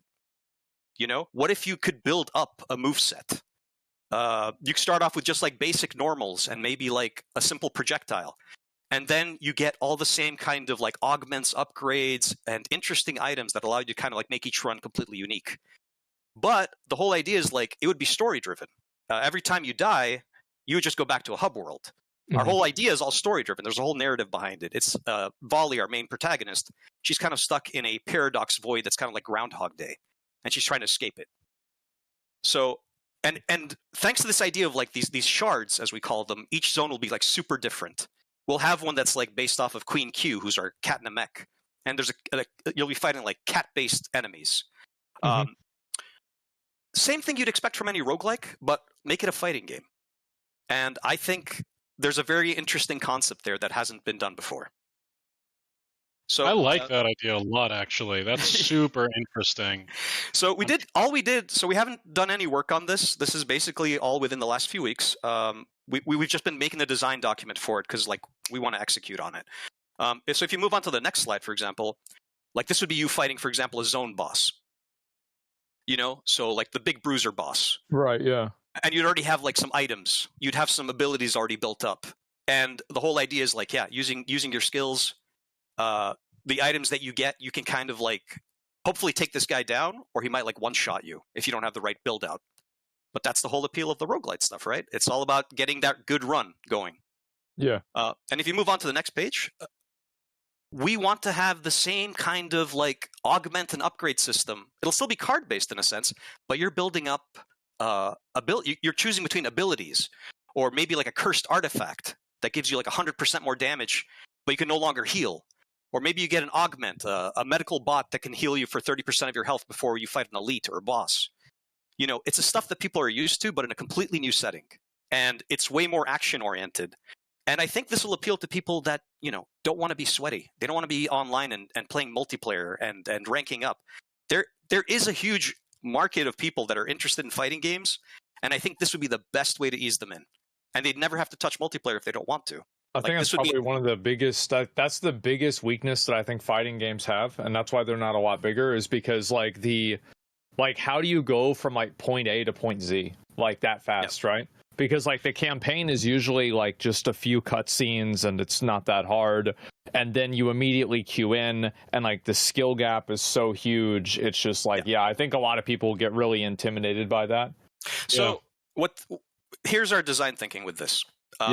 This would basically ease you into every mechanic. Okay. You would start off with just like punches and kicks, you know, some blocking. Then you'd get your first ability. Then you'd get your second ability. And you see how it kind of like just eases you into kind of like learning, okay, I can do an uppercut in this kind of situation. Well, I totally understand the logic, right? Because like basically like these different artifacts and bonuses that you get in between the levels give you a reason to use a different type of gameplay that teaches you the character. Is that the logic?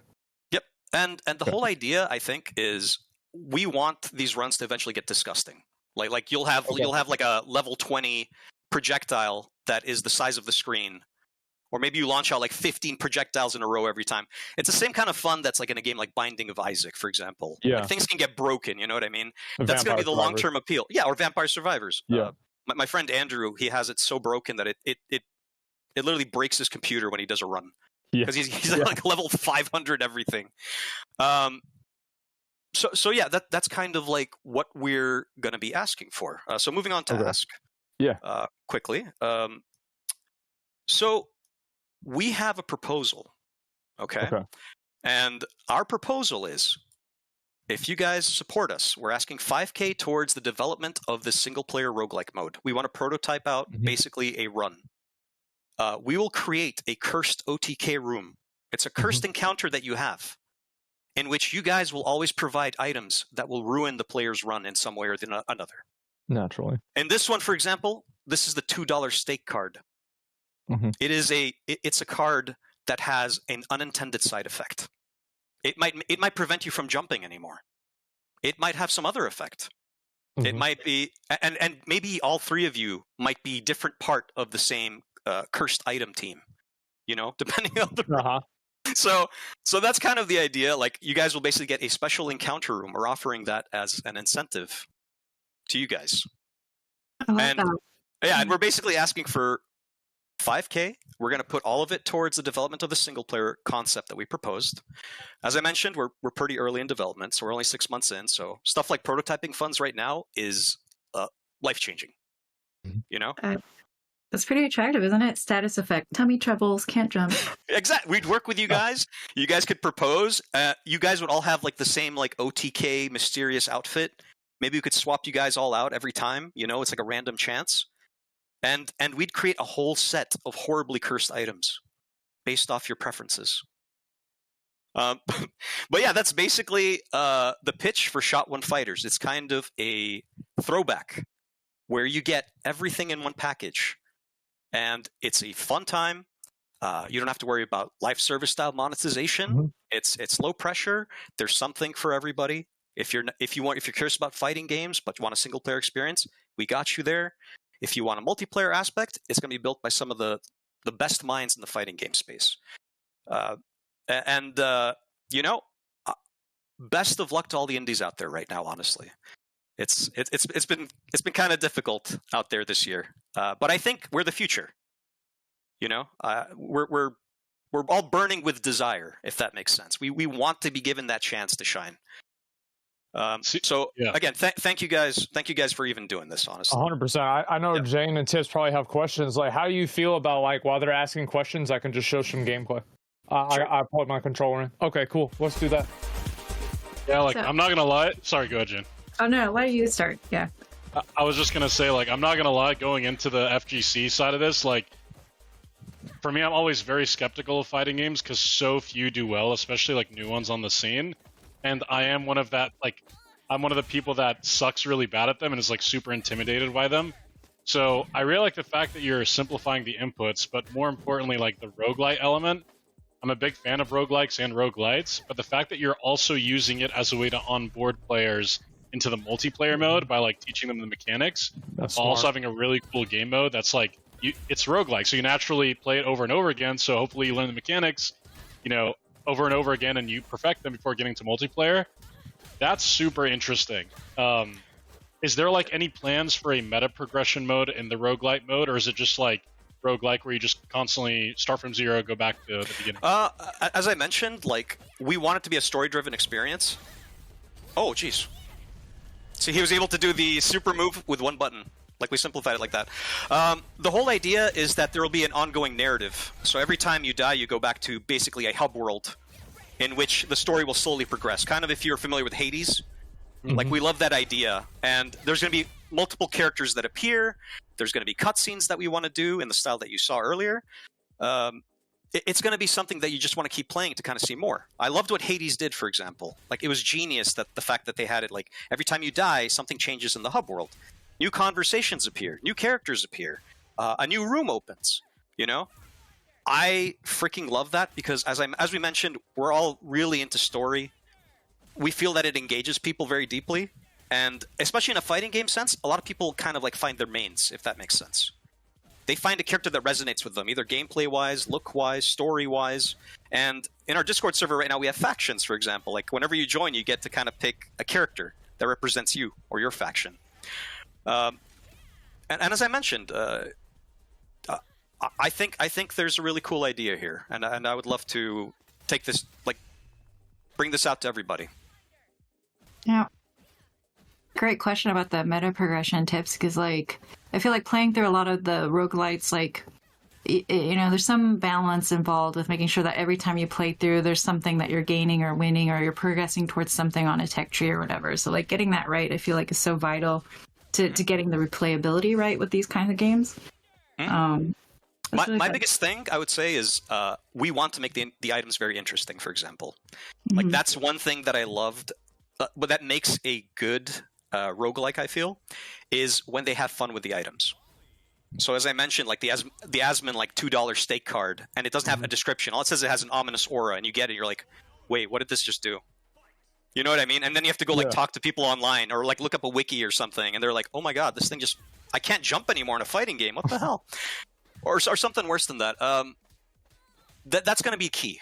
And right now, I think we have about 200 items that we've designed on paper, which are going to be kind of like presented by cards. You'll be basically be choosing between abilities that affect you, that are in the game, like a move.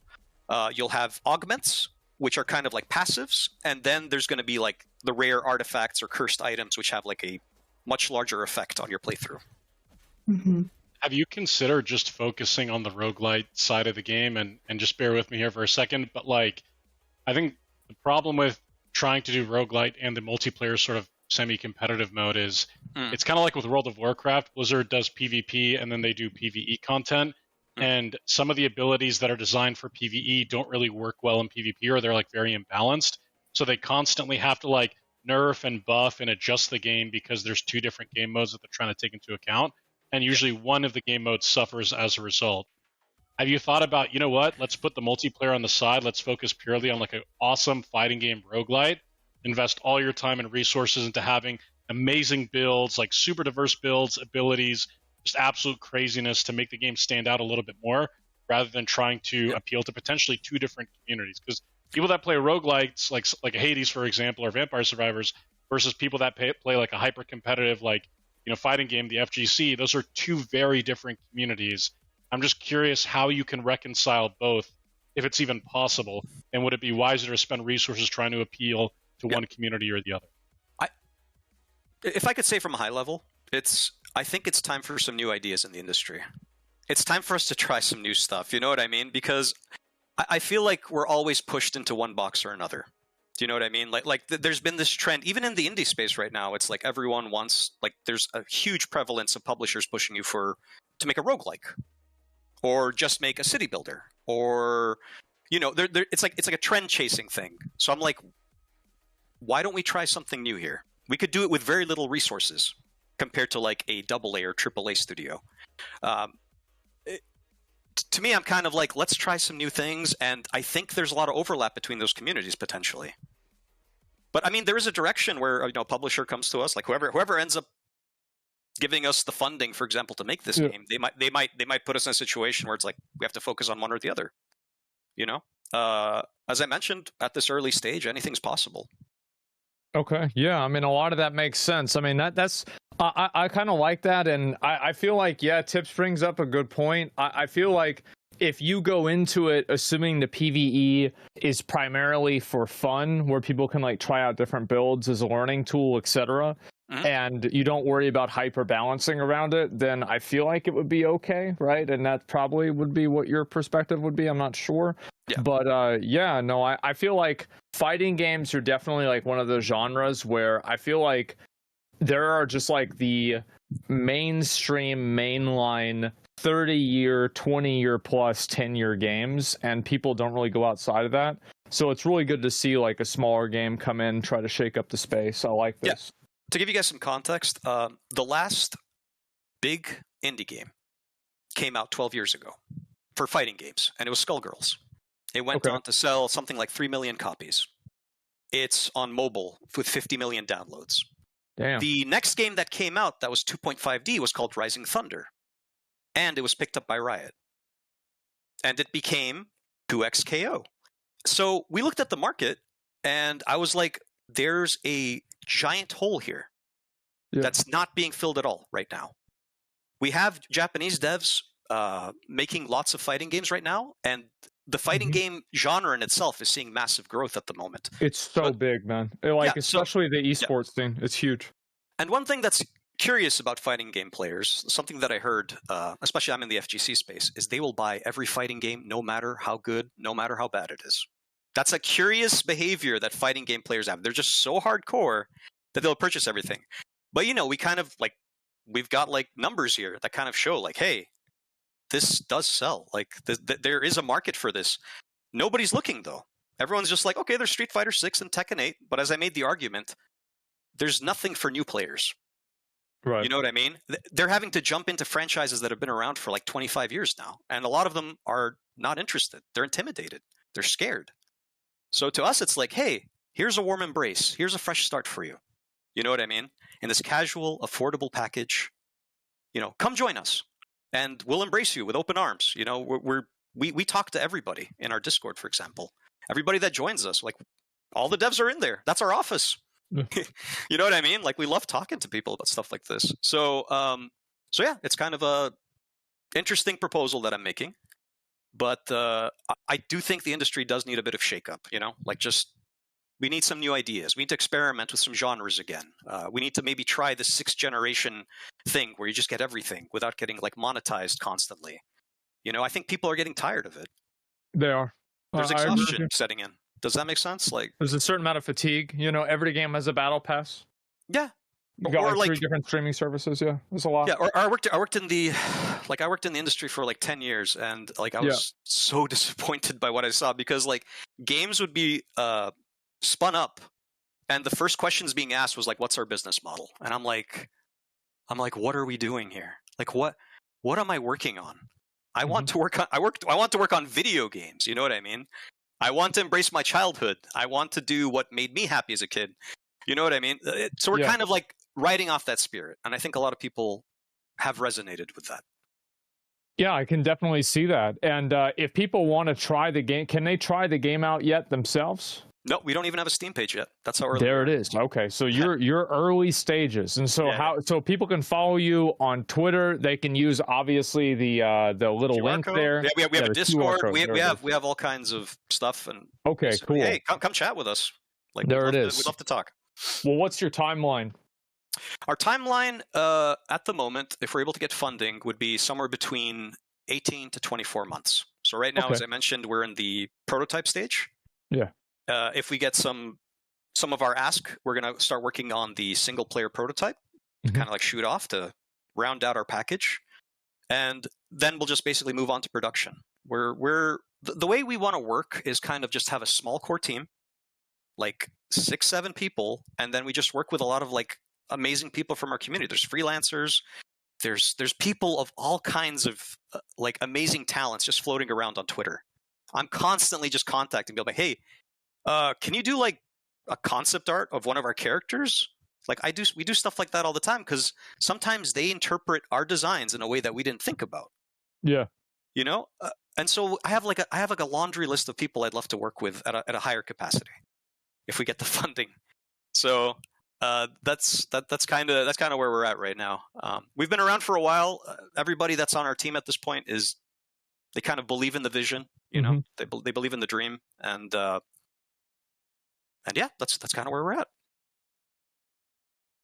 There it is. Okay, awesome. Yeah, I mean, again, I'm kind of curious to see where this goes, and I know a lot of people probably will be able to play the demo whenever it comes out, I guess at some point. And you guys can follow the Discord and go to the website right there, the QR code, and yeah, Sirio, thank you very much for coming on the show and showing us your game. Pleasure talking to all of you. Seriously, this was so anxiety-inducing. You're welcome. Yeah. All right. Thank you, guys. Cheers. For sure, man. Dot One Fighters, check it out. All right. Well, damn, that's an interesting game. I'm glad to see more fighting games that are coming out that are like outside of the Tekken, Street Fighter, like you could say Smash, right? But like, what's the other one? I'm trying Mortal Kombat. Like, there's like maybe another one or two, and it's good to see other games coming into the space, especially with how enthusiastic the fighting game scene is. Like, sometimes I'll watch like 20-minute compilations of like drama in the fighting game community. Oh my god, they got it like no other. It's great. Yeah, similarly, I would to hear like indie fighting game because you don't come across too many of those that often. Oh, am I muted? Can you hear me? You should be good. Yeah.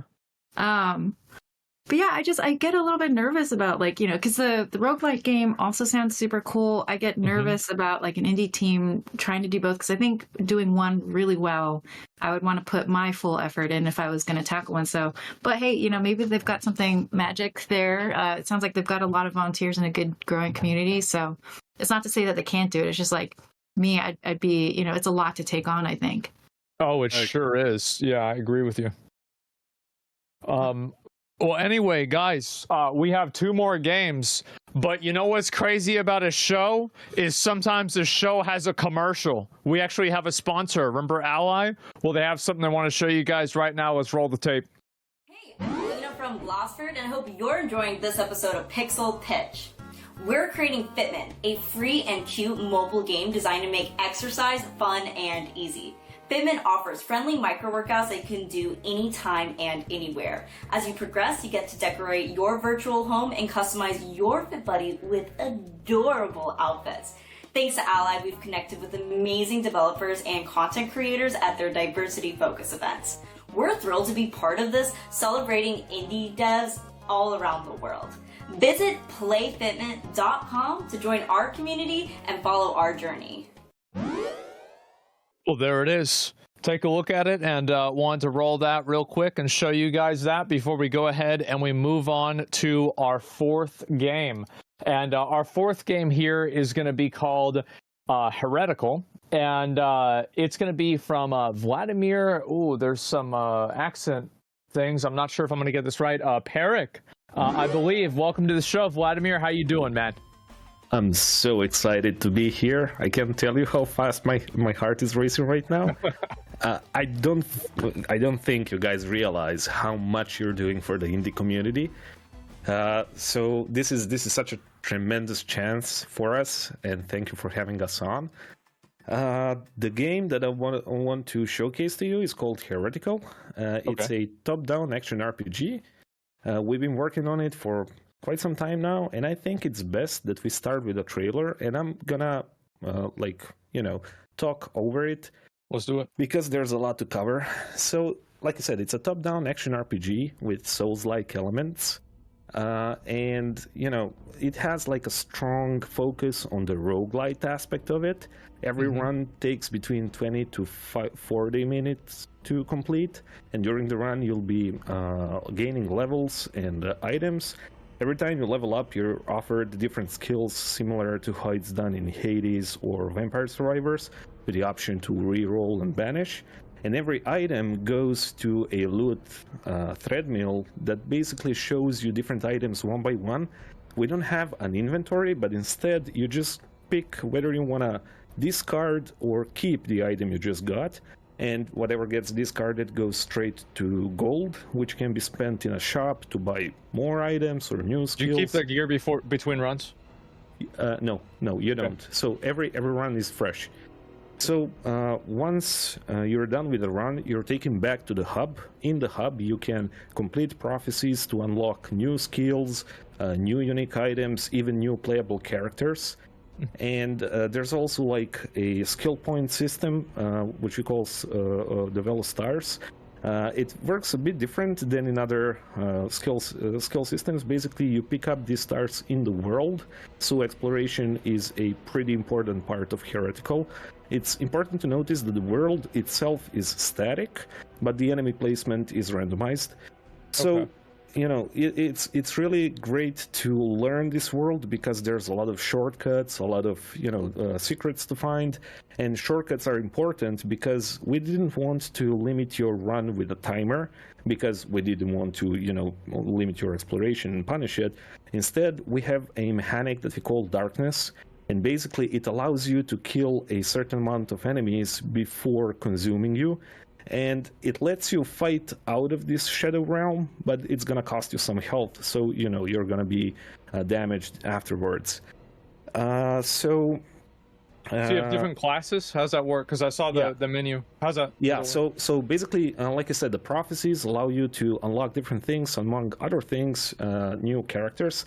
They're not necessarily classes, it's just like that they have different preferences for the gear they're going to use. So, for example, a warrior would like to use a sword and board, while a mage would prefer wands and staves. And also, a they warrior have, like, could use a wand if they want to. Yeah, it could, absolutely. But, you know, Elementalist has a higher proficiency, so he does more damage with it or gains some extra things like crit chance for spells or something like that. And yeah, so besides that, they also have each a unique starting ability, which is unique for every character. And you unlock these characters by starting a quest chain by finding them somewhere in the world.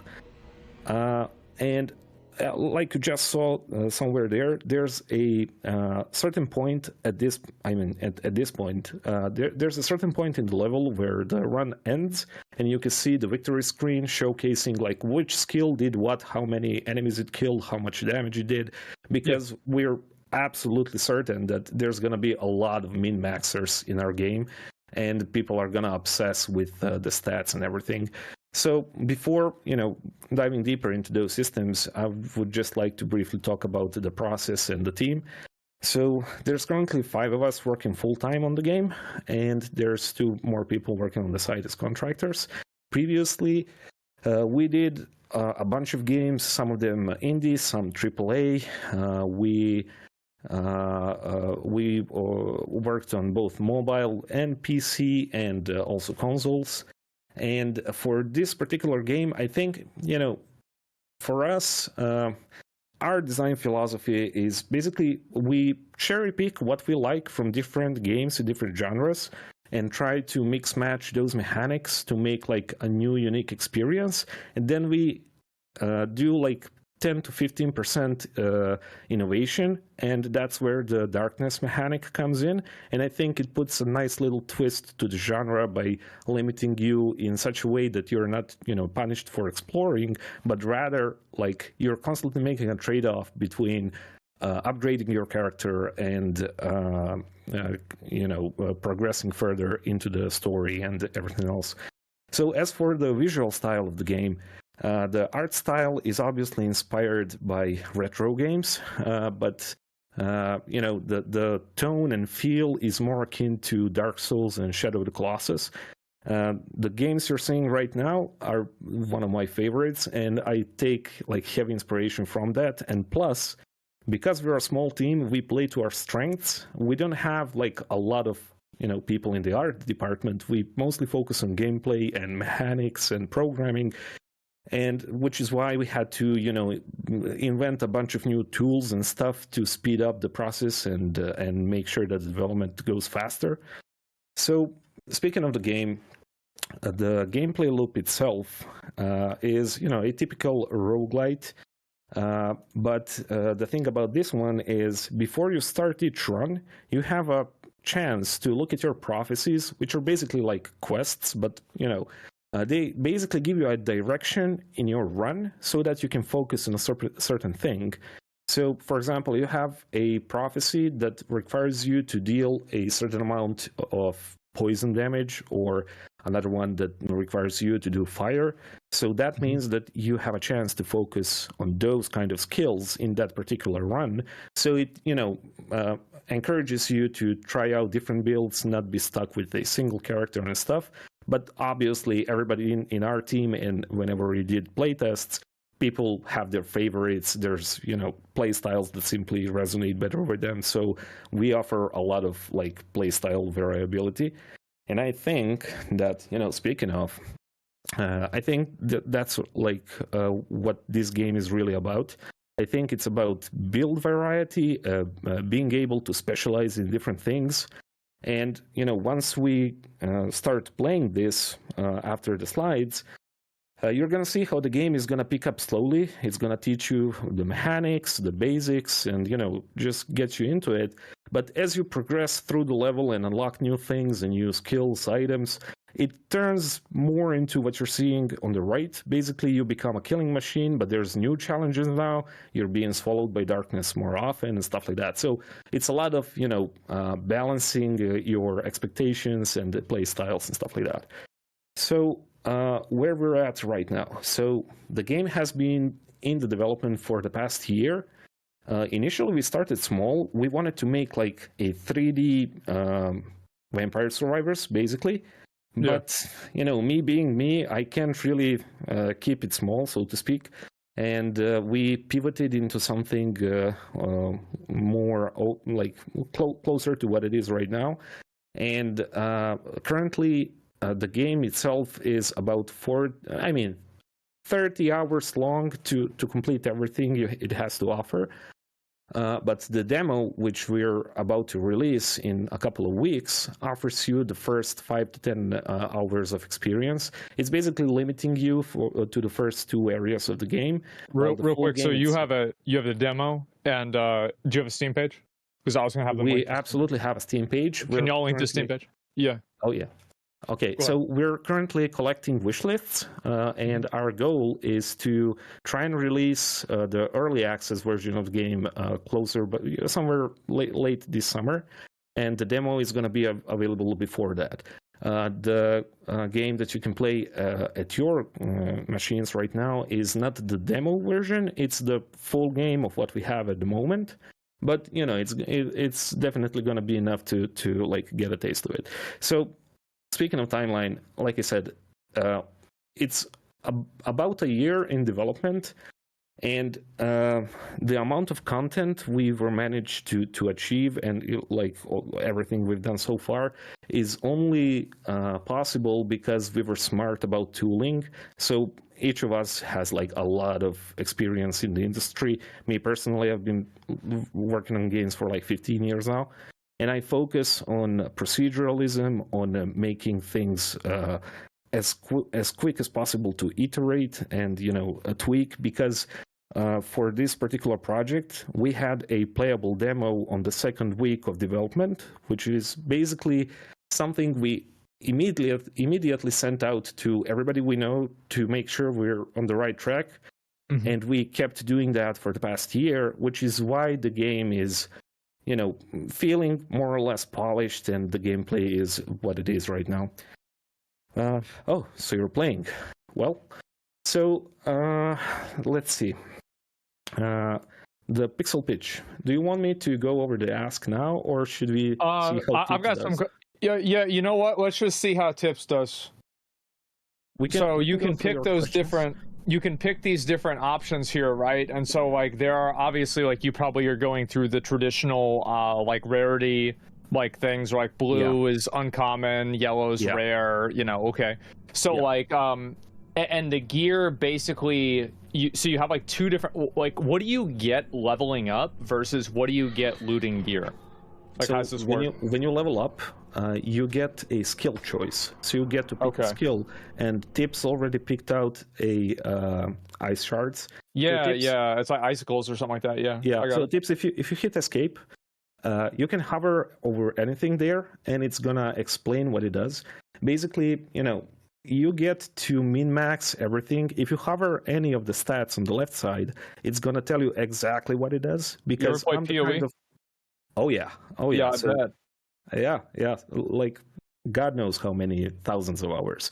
But you know, that's the min-maxer in me. I sat behind this, and whenever I played it, I was constantly missing information. So I made sure that everybody like me gets a chance to, you know, focus on different things, try out different builds.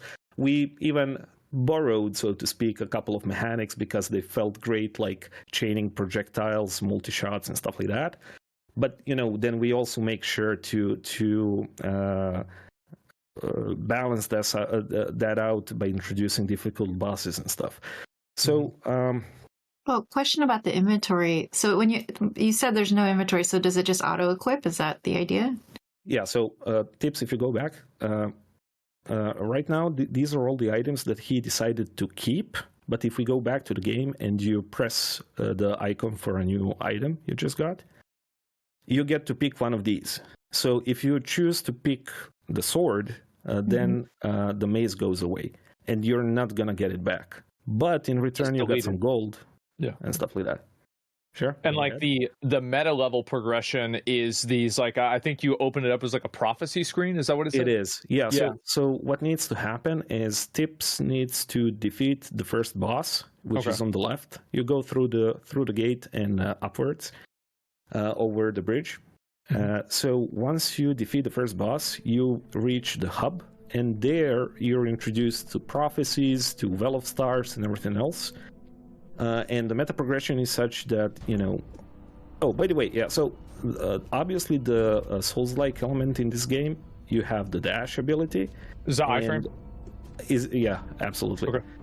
Yeah, and enemies try to telegraph what they're about to do, but they're not exactly going to tell you what they're about to do. You need to learn their moveset. So, you know, it's a good idea to stay back and like see it firsthand. For example, okay, now you know you shouldn't go backwards. Exactly. So is he doing the double attack now because his health is lower? Yeah, and he's enraged. Yeah, I see that. He's in phase 2, basically. So there's basically like it's not like the boss just does 3 mechanics and then it dies. Like there are actually phases to the different bosses. Oh yeah. Okay. I mean, to be honest, like this is just the tutorial area, and it's supposed to be easier. But then you're gonna cross the bridge and you're gonna be entering the outcast settlement. That's the first real area of the game, and it gets way harder there.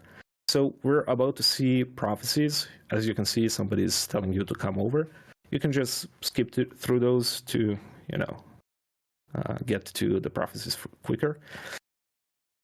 Okay, so this is the one you just completed. You didn't know about them, but you were prophesied to do it, and now you get a additional skill slot. What wasn't obvious is you could only pick one skill, and then it wouldn't allow you to get more skills, more different skills. It would only upgrade that one. And now that you've done that, you've got 2 new prophecies which you can complete. Both are active. You don't have to choose anything or do anything. You just go and play the game, but you can see what you need to do. So you need to kill that same boss 2 more times, and you need to kill 12 enemies with your Shield Bash skill. Now, Shield Bash is not obvious until this points it out, but if you return to the game, which is like that, you can hover the Shield Bash and it's going to tell you what it's doing. So basically, you know, you get to absorb 1 hit and do a retaliation attack back to the enemies. So you can just do that and heal, and you can progress further to the other region. Actually, yeah, you can also talk to the shop guy if you want, but you know, it's just a few items and stuff. It's like Molten Shell. Molten Shell? PoE. Oh yeah, basically. Yeah, so here you can either buy a skill or some different items or stuff like that. But, you know, I mean, I think it makes a lot of sense to pick one of the skills just so that you could showcase it. I think that's a good choice. And maybe get... So this is like the traditional, like whenever you go through in a roguelite, you have those different like checkpoints where you can buy gear and choose upgrades that are more deterministic. Yeah, but so the shopkeep, he's gonna turn up in a couple more places in the world, but other stuff like the Well of Stars and the Prophecies, those can only be interacted with in the hub. Okay. So, yeah, you can either get something or just move on. Yeah, I'm kind of curious as to where this goes. And so, like, what's the power scaling in this game, right? Like, let's say you have the Prophecies maxed out. Like, is this like a Vampire Survivor situation? Is this more like Hades, where it's a little bit more measured, but you can still get out of control? Is it like, you know, like which game would you kind of compare it to? Like, what's how far can you go with something like this? So when you max out everything, there's a lot more potential power you can get, but there's definitely still a cap, so you can just max out all skills and get like good gear. But every region in the game is tuned in such a way that you can only get as strong as we intended to, so that the enemies always remain a challenge for you. So, you know, I wouldn't say it's like Path of Exile clearing the whole screen and everything, but it's more akin to Hades, I would say. It's like, like, did you play No Rest for the Wicked? No, not yet.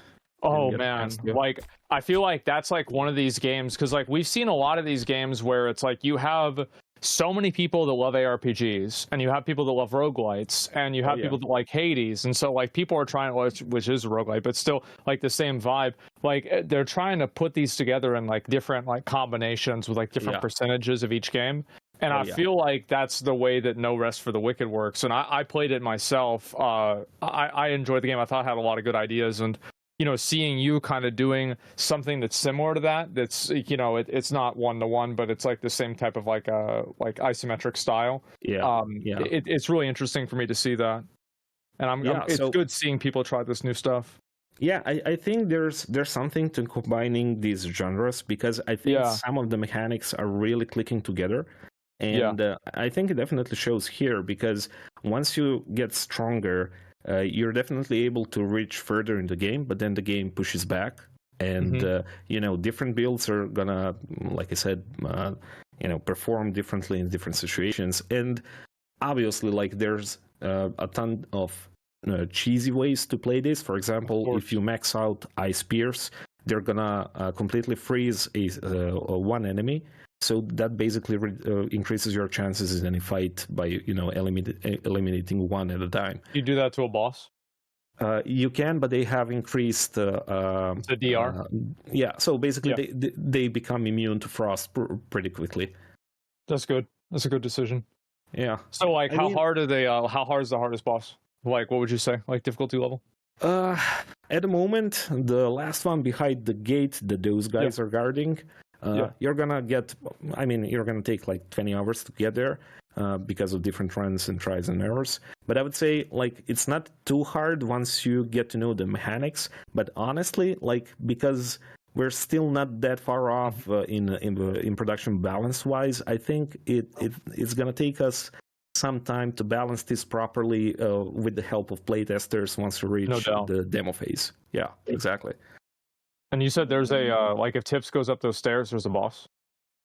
There is a boss on the left, but I don't think he's going to make it up the stairs if he goes that way, because he's pretty heavily guarded. Oh, okay. So how long have you been working on the game? Like, you said you had a prototype out for it, like, you said 2 weeks? So when was that? Yeah. So about a year ago, we started working on this, and then because of the tooling and everything, we were able to pump out content pretty quickly. And right now we're in a position where we're able to add new content like really quickly. Like just for example, just today I added 2 new unique items with unique abilities. Give me an example. What do they do? So one of them basically allows you to. It's called the Verdict. It's an axe, 2-handed axe, which grants you +1 level of execute. And whenever you execute an enemy, which is basically like every 3rd strike becomes stronger, whenever you successfully kill an enemy with that, by the way, this one's on a platform, you have to go around the platform. It's not obvious from this X. Oh, that works. So whenever you execute an enemy, it's gonna give you 2 max HP and half a point of attack damage, and that stays with you throughout the run.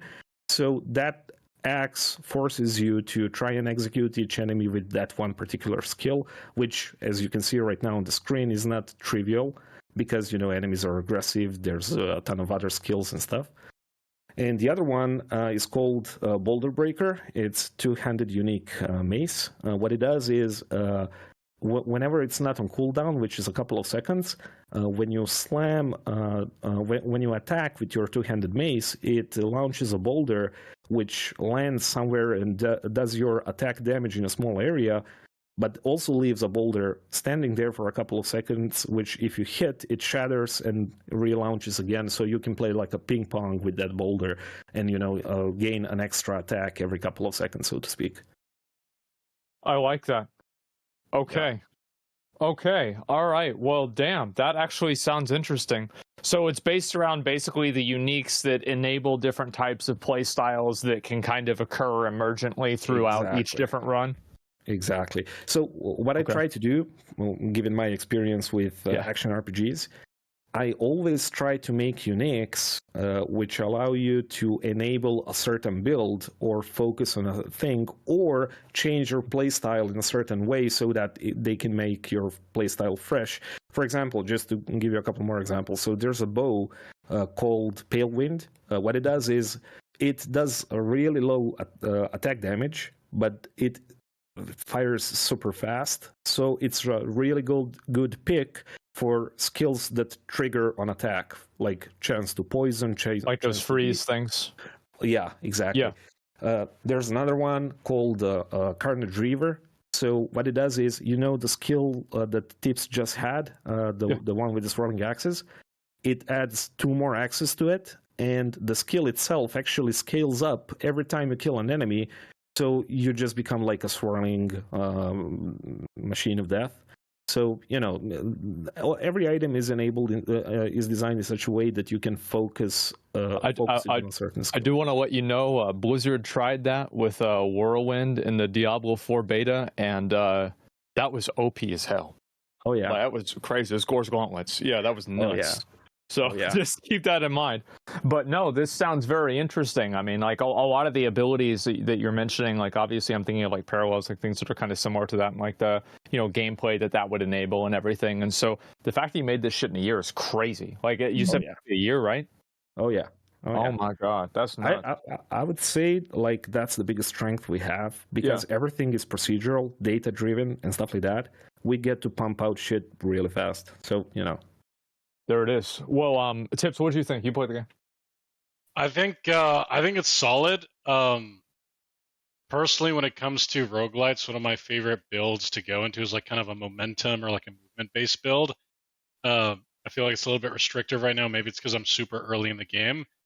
Again, for me, like games like this, it all comes down to build diversity, being able to just go from like super basic to like absolute god mode, screen clearing everything. But having that journey be meaningful and feeling that progression as you go up. So not like all of a sudden becoming God mode, but like kind of building to that. Earning it. This is exactly what this game does. Can we just quickly go back to the slides, slide number 8? What's it? Game.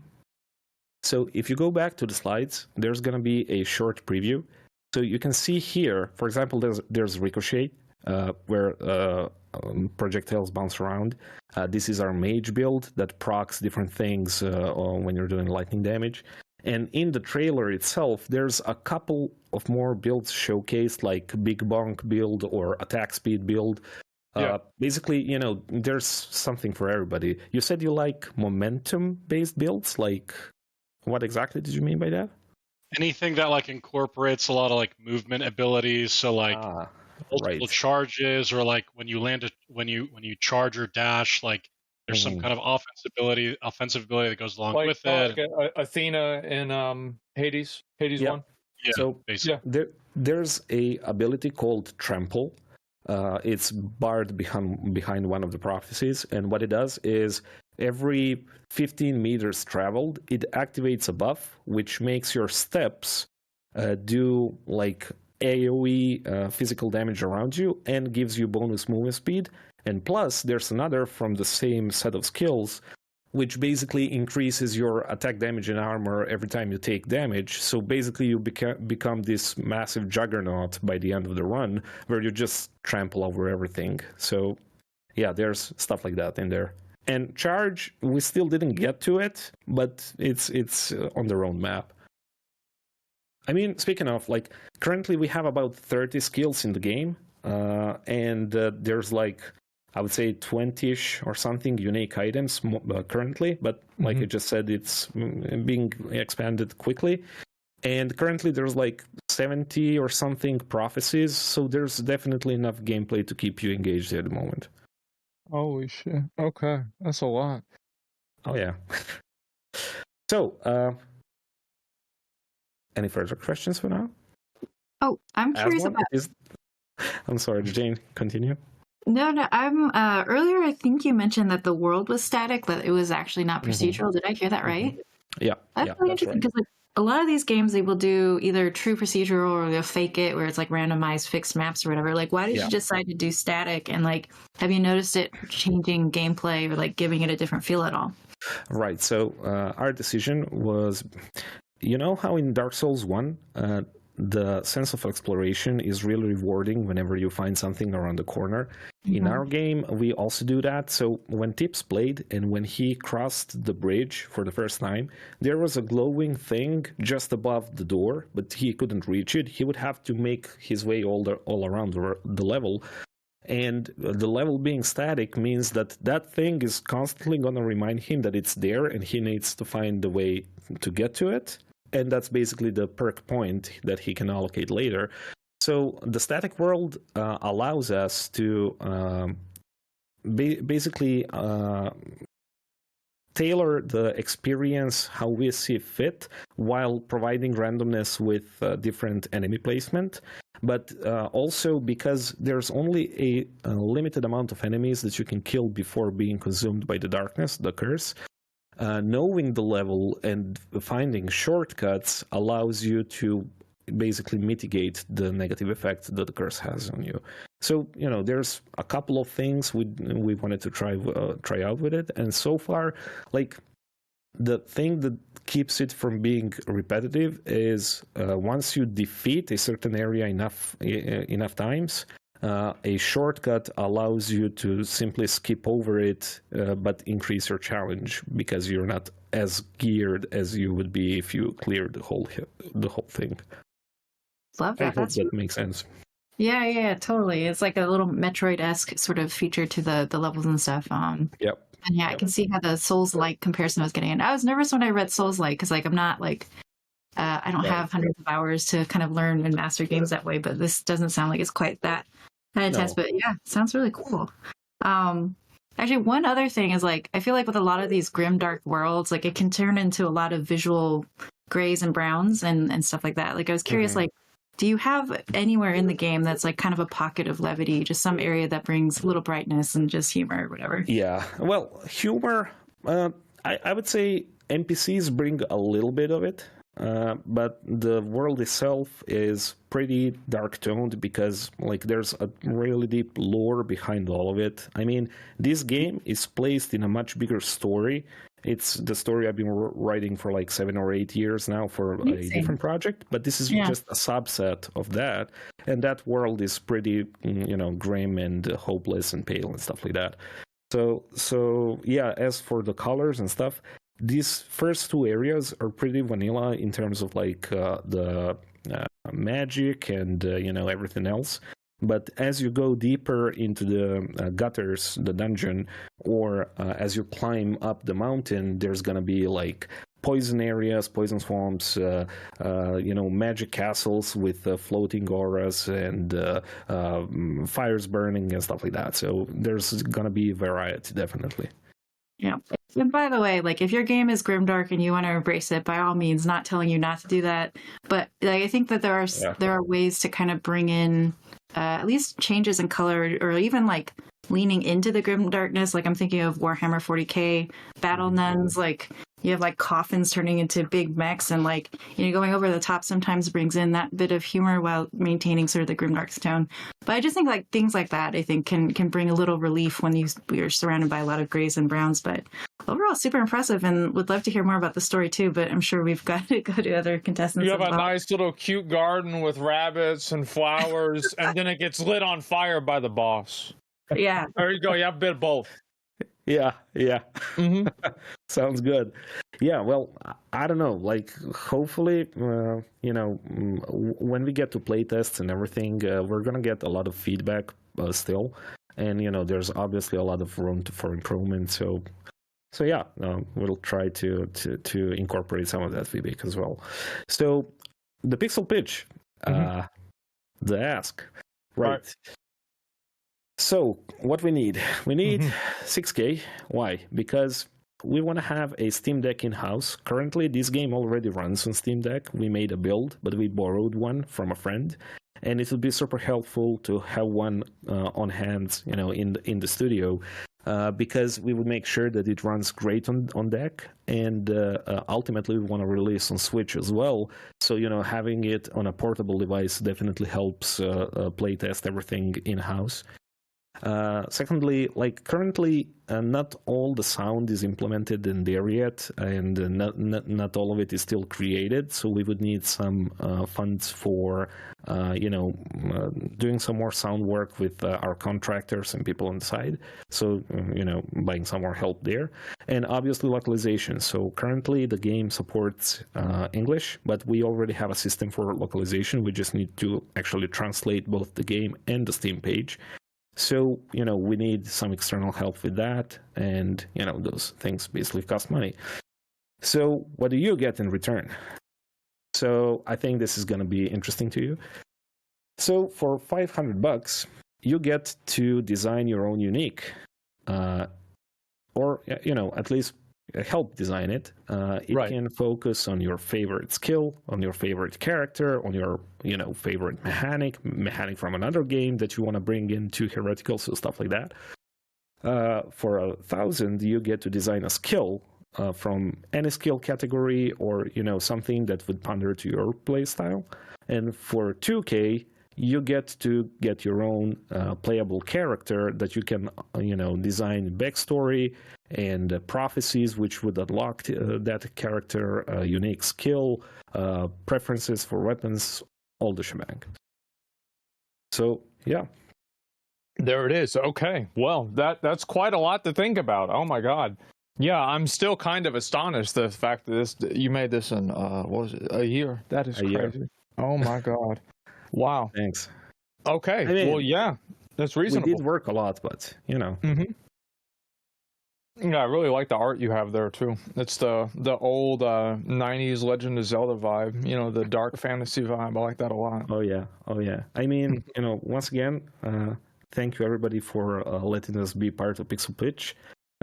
Just allowing us to showcase to all the people watching this at the moment is a tremendous opportunity in of itself. So thank you from the bottom of my heart. Well, absolutely. Thank you very much for coming on. The game is called Heretical, and thank you very much, Vladimir, for taking a look at it. It is on Steam right now. You can wishlist it, and also before we end, its demo is going to be very soon, right?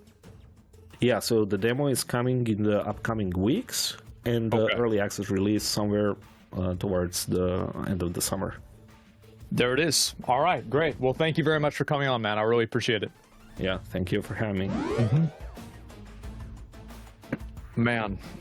Man, that was. I thought that game was good. I'm gonna be honest. Like, I really did. Like, I was impressed by that.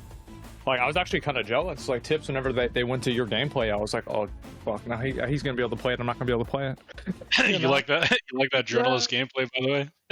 Yeah. I mean, it was interesting, right? You had like that like Bible type like thing that was around you. Like, yeah, I liked it a lot.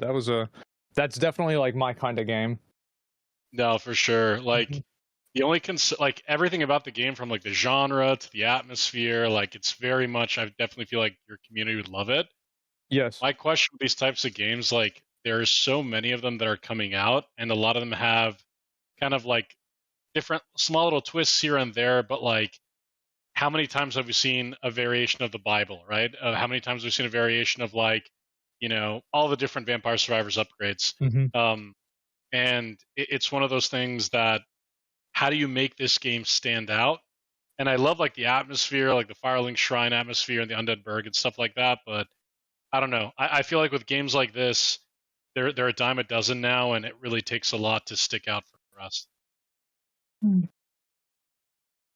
Yeah, it does. Go ahead. Yeah, I agree. It's definitely getting tougher, but I would say like the things that I liked about this game actually has a lot to do with the team and how they thought about it. Like, he had mentioned that they were able to quickly iterate on the full game loop very early. I think that's super smart, especially with a game where meta progression really matters. Like, I mean, I'm sure you played through games like this where like you kind of pass through a run and like there's nothing for you. Then you pass through another run, you're like, there's still nothing. Like, what the heck? And then you kind of give up.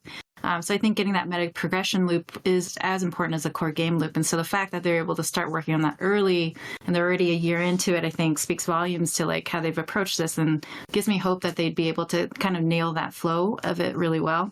And I think things like quality of life is really going to stand out for games like this because they're so common. The fact that you don't have to manage inventory, I was just like, I love it. Like, don't stop my flow to just manage inventory and place things in the right slot. Just like, let me keep going and that kind of stuff. And the static environment thing I think is interesting, and sort of the angle with the Souls-like I think is also interesting. I think the one thing I wish was maybe with the visuals. Like, I do like grimdark, but I feel like a lot of these types of games tend to be set in a super grimdark setting. Yeah. So I don't know how they're going to kind of punch that or make that stand out and make that feel special. Well, I mean, I don't know. I'll tell you this: like, if there's a game and the brightest color is gray, my community will probably play it. That's about it. I was gonna say, are they gonna make like a Genshin style or like a Wuthering Waves style of these games? They did. So did y'all play HoloCure? Like, I know Tips, you tried it. Like, so basically, this is the craziest thing. You're aware of HoloLive, right? The VTuber agency. No. Okay. HoloLive is massive. They're huge. And so they have a huge amount of like VTubers that are extremely popular. So a random guy, a singular fan, made a Vampire Survivors style game that is a pixel art anime inspired game with every single one of, as far as I know, of the HoloLive VTubers, and each VTuber has a stylized attack that's built off of their brand. And it has that exact same vibe to it, where it's like the more colorful, artsy style, where it's not the dark, grimdark. It's the exact opposite. And I played it. I thought it was one of the best games, and it's a free game. Literally a free game. It's nuts. Man, I kind of want that as a fighting game. Yeah, I mean, I feel like...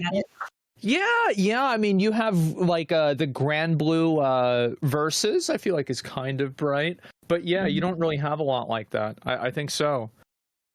Yeah, and the game is called HoloCure. Yeah. I'll have to check that out. Yeah. Yeah.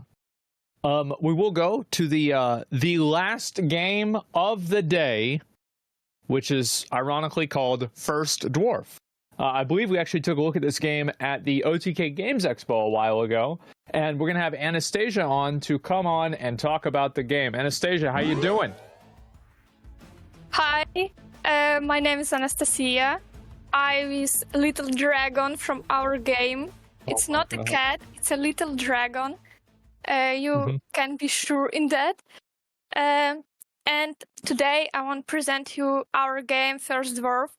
How as Mongol say, we was on OTK Expo, and we really like it. And I think we can start. Let's go.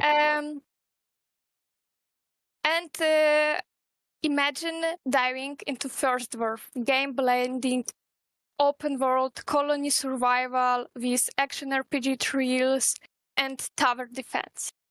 Now I want to show you trailer with demo date exclusively for OTK today.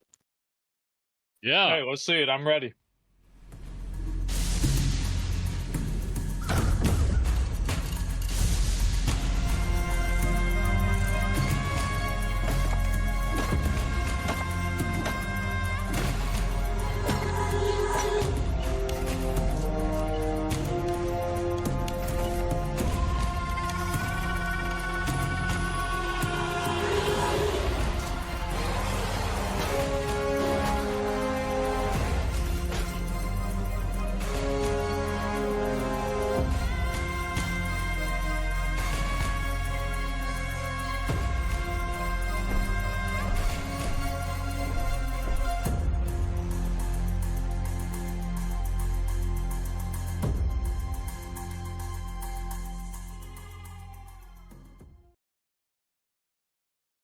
Damn, so the demo for this is coming out real quick. That looks great.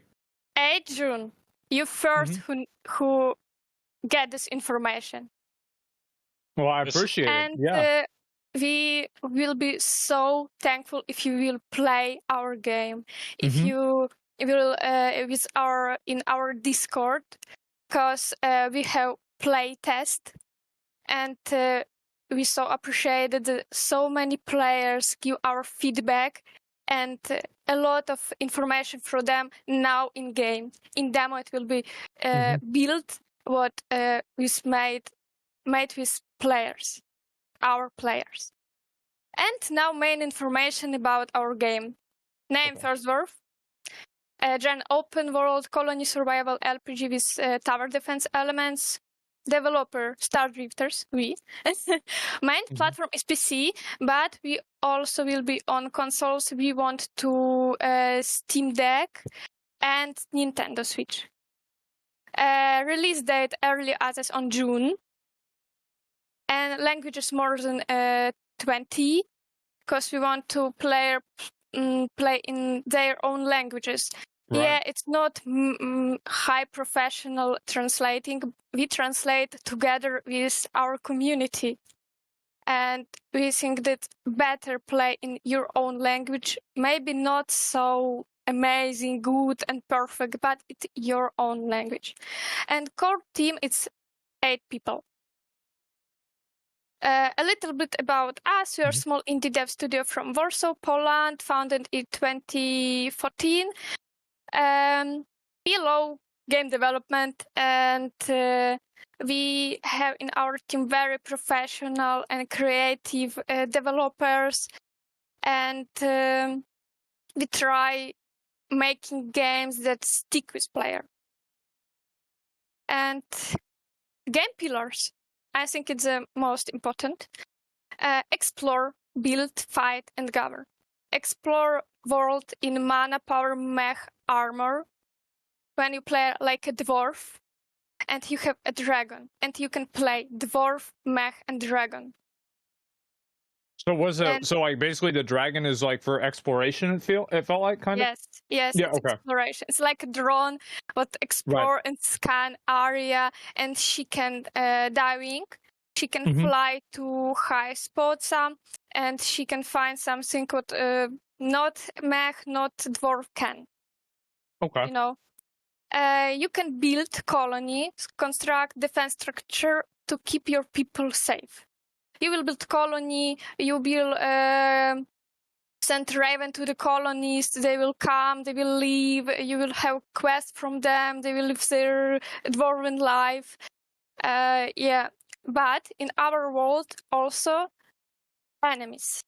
It's dark magic, and it's so mysterious when our characters come to this island. They saw that never some people been there, but they see signs of some magic, that someone been here. And it's like, whoa, we saw this will be colonies and all, but there are enemies, magic, some puzzles, ancient civilization. I think it's amazing. We have a lot of enemies, different. We have a lot. Our dragon also can combat with fire, of course. Every three characters can combat, and sometimes that will be enemy that our mech can do nothing to him, but our dragon can. You know. Okay. Game loop. How looks game loop in our game? Gathering the needed resource, base building, hero progression, fighting the enemy, defend the flank island, achievement main side quest, exploring new flank islands. I want to say that we have dev 3 for every character and for every colony. Every colony will have their unique guild, and you will have progression their guild. It's not like you build colony and go to another island and, oh, I forgot about this island. No. Sometimes quest line will be you need to back, and sometimes to unlock some technology on one island, you need to progression on another island. And all time you need to defend this colony. Because enemies will be all time. Can I get in with some questions? So I basically... Are you going to be able to like recruit? It seems like you were able to recruit other dwarves. Is that right? To like make a dwarf colony? No. You not recruit. It's just your people. Your people from your clan is from lands that I don't know. They have no resources, no food, no nothing. It's they very close to death. And our dwarf, it's the last hope. And he built these colonies for his clan. So can you make them do like jobs and like make them work and stuff like that? I think they will be fixed colony after enemy's waves, because it will be enemy's waves on your colony. Can you build like defenses to fight against the enemy waves? They not will be built. Okay. I think so. But I can't say you it's. Oh, they won't, because sometimes it's so wild ideas in our head. It was, I don't know, 2 weeks ago when our programmer say, I want to make our dwarves ride on pigs. And we say, oh, what? Pigs? You ride on pigs? And we say, okay, let's do that. And we want to do that because it's nice. We think about some crazy thing, and after that we say, okay, let's do that, man, because it's our passion. We love it, and we want to do this game interesting for guy. I'm a quest designer. I do quest, and I so hate quest. Hey, go there, take 5 items, and run to me. No, I like do every quest. It's mini story. It's environment story, the player, some dialogue, some thoughts of our characters, Ragnar and True. And during the game, you will see their personal growing, their relationships, their best friends. It's not like friends like, oh, you're so nice, and you're so nice. No, it's like, oh, you looks like shit, man. It's like that. This. Yeah. We have game mods. Okay. Now we work hard on single player, but we also have co-op, split screen, and online co-op. And player will be able to play like US Mongol play like dwarf, and tips play like dragon or dwarf. It's not like 2 mechs, 2 dragons, through 2 dwarfs. It's I say asynchronic co-op.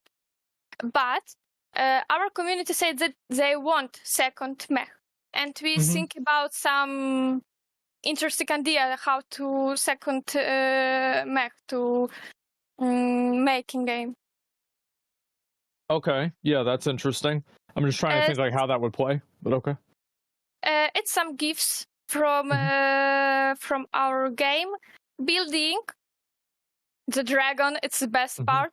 Crafting, and you can pet a dog or other animals. Okay.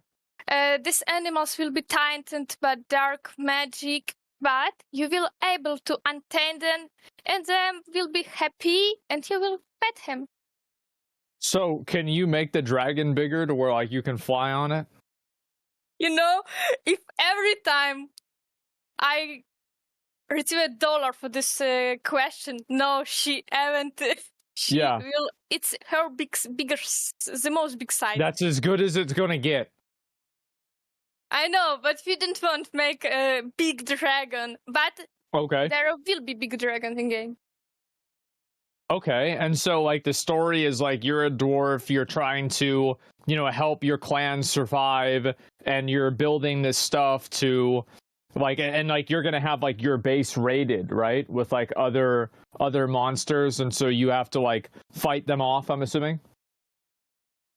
Yeah.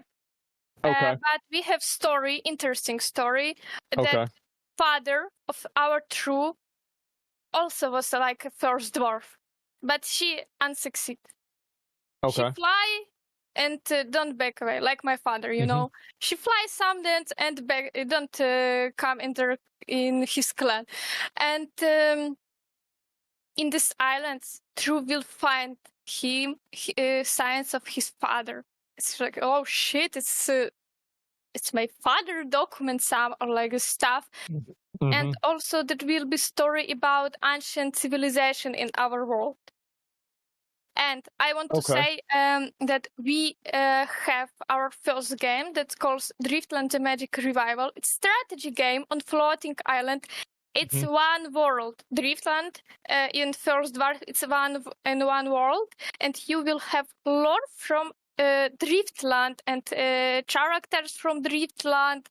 Yeah, it's one world. It's second game in this world. I think it's interesting for some people because we love games with lore, like the Elder Scrolls, World of Warcraft, and other stuff. You know. And I think it's interesting. And this Driftland: The Magic Revival, it's a strategy, but here it's more personal story, and some characters from first game will be here, and you will able to talk to them, interact with them. I think it's amazing. Okay, so there's like a whole story that like kind of unravels as you go through the game and you progress through different parts of it. Yeah. Okay, that makes sense. So how much gameplay is going to be in the demo? In demo, our game has 10 floating islands. Big floating island. And the demo will have one first island. But it's not 1 hour, you can play 2. Play as long as you want on first island, you know. Okay. Yeah. But in our early access, you will able to play from beginning to island, and we want to add more content as fast as we can. It will be new islands.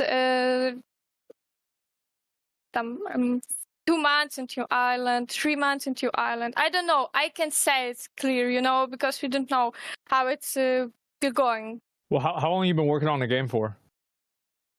The game for shit. Yeah. I'm 2 years, but I think. Oh yeah. Thank you. Yeah, it's 2021 start. It's about 3 years, okay. And so you're planning on having an early access come out this month. So it's been a long time leading up to this, but not really a big, like, finish date for the early access since it hasn't even really started. But that's kind of where you're thinking right now. That's where you're at. 3 years into it, okay. I want to show you references for gameplay. Let's get it. It's Subnautica, Sense of Wonder. I love Subnautica. When you go to new location, you didn't know it's new nice biome, or it's new strange monster, or it's both. And you want to do the same thing, you know. It's so nice when you, this is nice location. It's some kill you. Oh, it's nice. I love that shit. Valheim, it's crafting survival aspects and managing a colony. Legend of Zelda, I think it's exploration, freedom, what you feel. From level design side, I like how this game, it's not flat. It's different levels you have. And you can go to high mountain and look to whole island, like in our game. Right. Rift Breaker. Base building, base defense, of course. We hear so many times that we are Rift Breaker with Zelda graphics, you know. But it's true, maybe. References, look and feel. Of course, again, it's Zelda. We like how it looks, we like how it feels. Genshin Impact is maybe graphic and freedom in this game. Avatar, the movie. We like. There are also robots. There are also wild nature, strange people, and Love, Death, and Robots Suits episode. We like how this robots, these farmers try to defend their home, this wild waves of this enemy, and wow, it's so good. It's looking so good, and we want to give player this feelings. But oh shit, it's so. I don't know, it's so scary. There's a lot of enemies, they're so different, and but I think I can protect my colony. I have tower to defend my colony. I have giant hammer or some range weapon, you know? Yeah. Maybe you have some questions. Oh, yeah. Okay. Actually, Tips, Jane, do you want to add anything? Because I can start talking. Go ahead, Jen. Yeah, I mean, where to begin? I feel like I saw somewhere, like maybe it was your website, you guys had won a bunch of awards. Is that right? I think, yeah. Yeah. We try to be on every event. It's true. We try to be on every event, and it's possibility that a lot of people hear about our game. I mean, it's hard to break out and like stand out above the noise and everything. And if I, it looked like based on some of the stuff that I saw that there was like a little, it seemed like a little bit of an RTS element. Is that right? Like with the tower defense and the base building and all that. How much of that is a big part of the game and experience? A big part of the game. I can say it's half of the game or not, but I think it's so important for us. We're so hard working about at tower defense. We try so hard to make it not look the same all time. Because first island, it's like this, but second, third, fourth island, it's okay, again, towers. We want to make player use environment. On every different island, it will different environment. It's some swamp, maybe something like that. It will be one island. It's spoiler.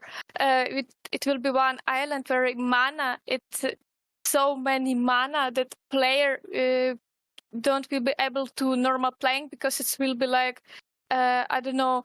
It's like will be in dream and in reality. Like I don't know. He will be like a drunk, and he needs to upgrade his armor to protect him from that. And how you can combat when you always like oh shit, you know? Yeah. Well, I get it. How many islands? How many hours of gameplay would you say it is? How many islands? I think it will be 10 islands. How many hours it will be? First island, it's for about 14 minutes. 40 minutes? 40 minutes, yes. But second island for average player, I think it will be 2-3 hours. Third island, it's bigger than second island. Okay. I think the possibility it will be more. I like can say you 30. that it will be 100 on the, you know. I don't know. We just sometimes I try to play like a player, but it's impossible. And it took me 2 hours on second island. Yeah, no. Okay, so like I think I'm hearing like 20, 30 hours gameplay. There's something about this, like the town building thing that just reminds me of like, was it Fallout 4? It was just like sort of, you build your little shack and you're like trying to protect, anyways. But no, that was super cool. It's a gorgeous world. Like the environment art is beautiful. The color palettes, it's so hard to get the color palettes right. Like, but yeah, you pull it off really well. Our artists make amazing work. Amazing work. It's not shader. It's I can say it's head painted. It's our islands. It's not generated. I make these islands. It's landscape. I set the trees. We don't. Our first game was generated because it was strategy. You know, it's normal. But this world is handmade. I don't know how to say it. Yeah, it's handmade, but it's not too much static. You can change environment. And before I pass this on to Tips and Asman, like what is it about this game that makes you personally really excited about it? Me personally, you know, when I come to office to a talk with our CEO to get the job, and he showed me the trailer, I was, fuck, it's so amazing. If I don't get this job, I will crying all day. When it's my childhood dream, you know. I like dwarfs, I like dragons, I like Hobbit, I like this in style. It was. If I was a kid, someone give me this game, I think I will play this, 20 hours per day. You know, it's my passion. I love this project. I like make quests. And when I make quests, I try to make a joke, interesting, understandable, you know. And sometimes my producers say, oh, you know, you must in every sentence and make a joke. I says, oh, okay. You don't mind thinking about 12 quests. Okay. And I love this game, all in this game. It's my love. One of the things that, you know, drives Breath of the Wild, I think, a lot is, you know, when you get into the game, if I remember correctly, it's been a while since I played, but like you see like, oh god, I forgot what it was called, but like you see like where Ganon kind of is in the distance, and you know like that's the bad guy. Like I'm trying to, you know, beat all the different, you know, beasts and eventually, you know, get to the bad guy and kill the big bad monster. Is there kind of like a big villain or like something that kind of you aspire to get to in this game? Because I played a lot of survival games where you sort of wander around endlessly, and for some games it works, but for other games it feels like there's not a lot of purpose to what you're doing. What's the purpose? What's the driver behind wanting to go to the next island and continue progressing through the game? We have one big enemy. It's Dark Mage, who in a big match war makes this world to separate on these little islands, and we will fight with them. With him, we will meet our father. At every island, we will see signs of our father about this enemy, and it's whoa, who is that? Why he do that? Why he tend this old monster? Why he do that? And then, like, the story reveals the reason for why things are happening in the way that they are. Is that pretty much where you're coming from? Is that it? Can you repeat? So like, the story kind of reveals why things are happening the way they are? Yes. Okay. Yeah. And then at the end, it's revealed that you are the father, and it's like a whole Bioshock moment. Oh, that's cool. No, we thought about it in a joke, but not. Main enemy wasn't our father. Okay. Maury Povich comes out, starts dancing on the stage. Yeah, there you go. Well, obviously you're on Pixel Pitch. What do you want from us? What I want from you. Yeah. I want money. I know. Same. Yep. We all want money. But Thanks to Ally Bank, we'll all get some. I'm indie game developer. We're so hungry. We don't have money. We want money.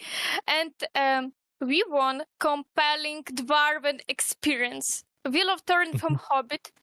And we want to make good voice overs for our game with fucking Scottish accent in our dwarf.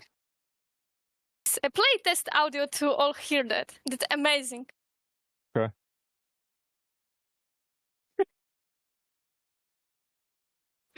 Yeah, we tried to play it. It didn't work.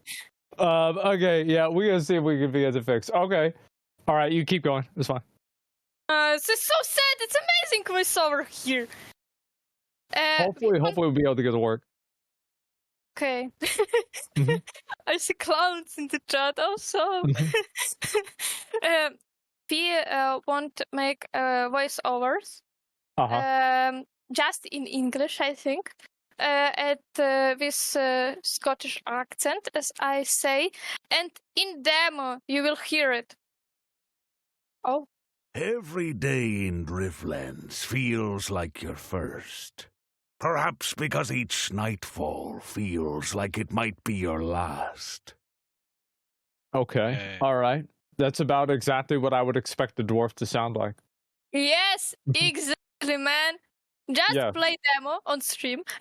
And you will hear it amazing. I think it's amazing. He's classic dwarf. We want to make it classic. Okay. You think, when you think about dwarf, it will be true. It will be our true. It's his name. Not true, a true. Yeah.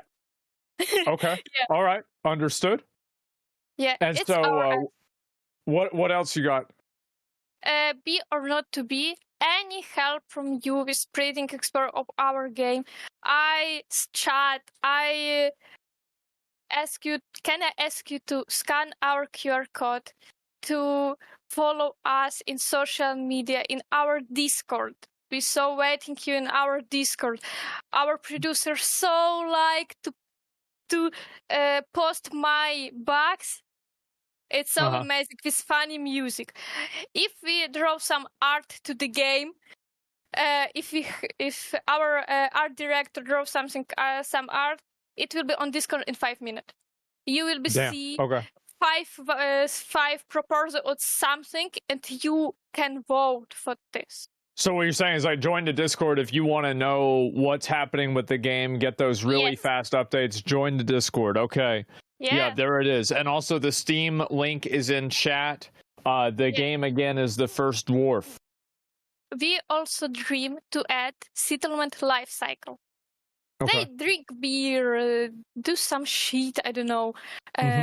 We want to prepare QA with outsourced company because our game is, a lot of stuff. Sometimes it's some bugs we can't see because when I was a tester, I was a tester. Yeah. And I thought, wow, how these devs don't see these fucking bugs, and now I don't see them. I don't see them. It's so bad. And we want to QA. We so want QA. But we're too small to do that. And we also need money for that.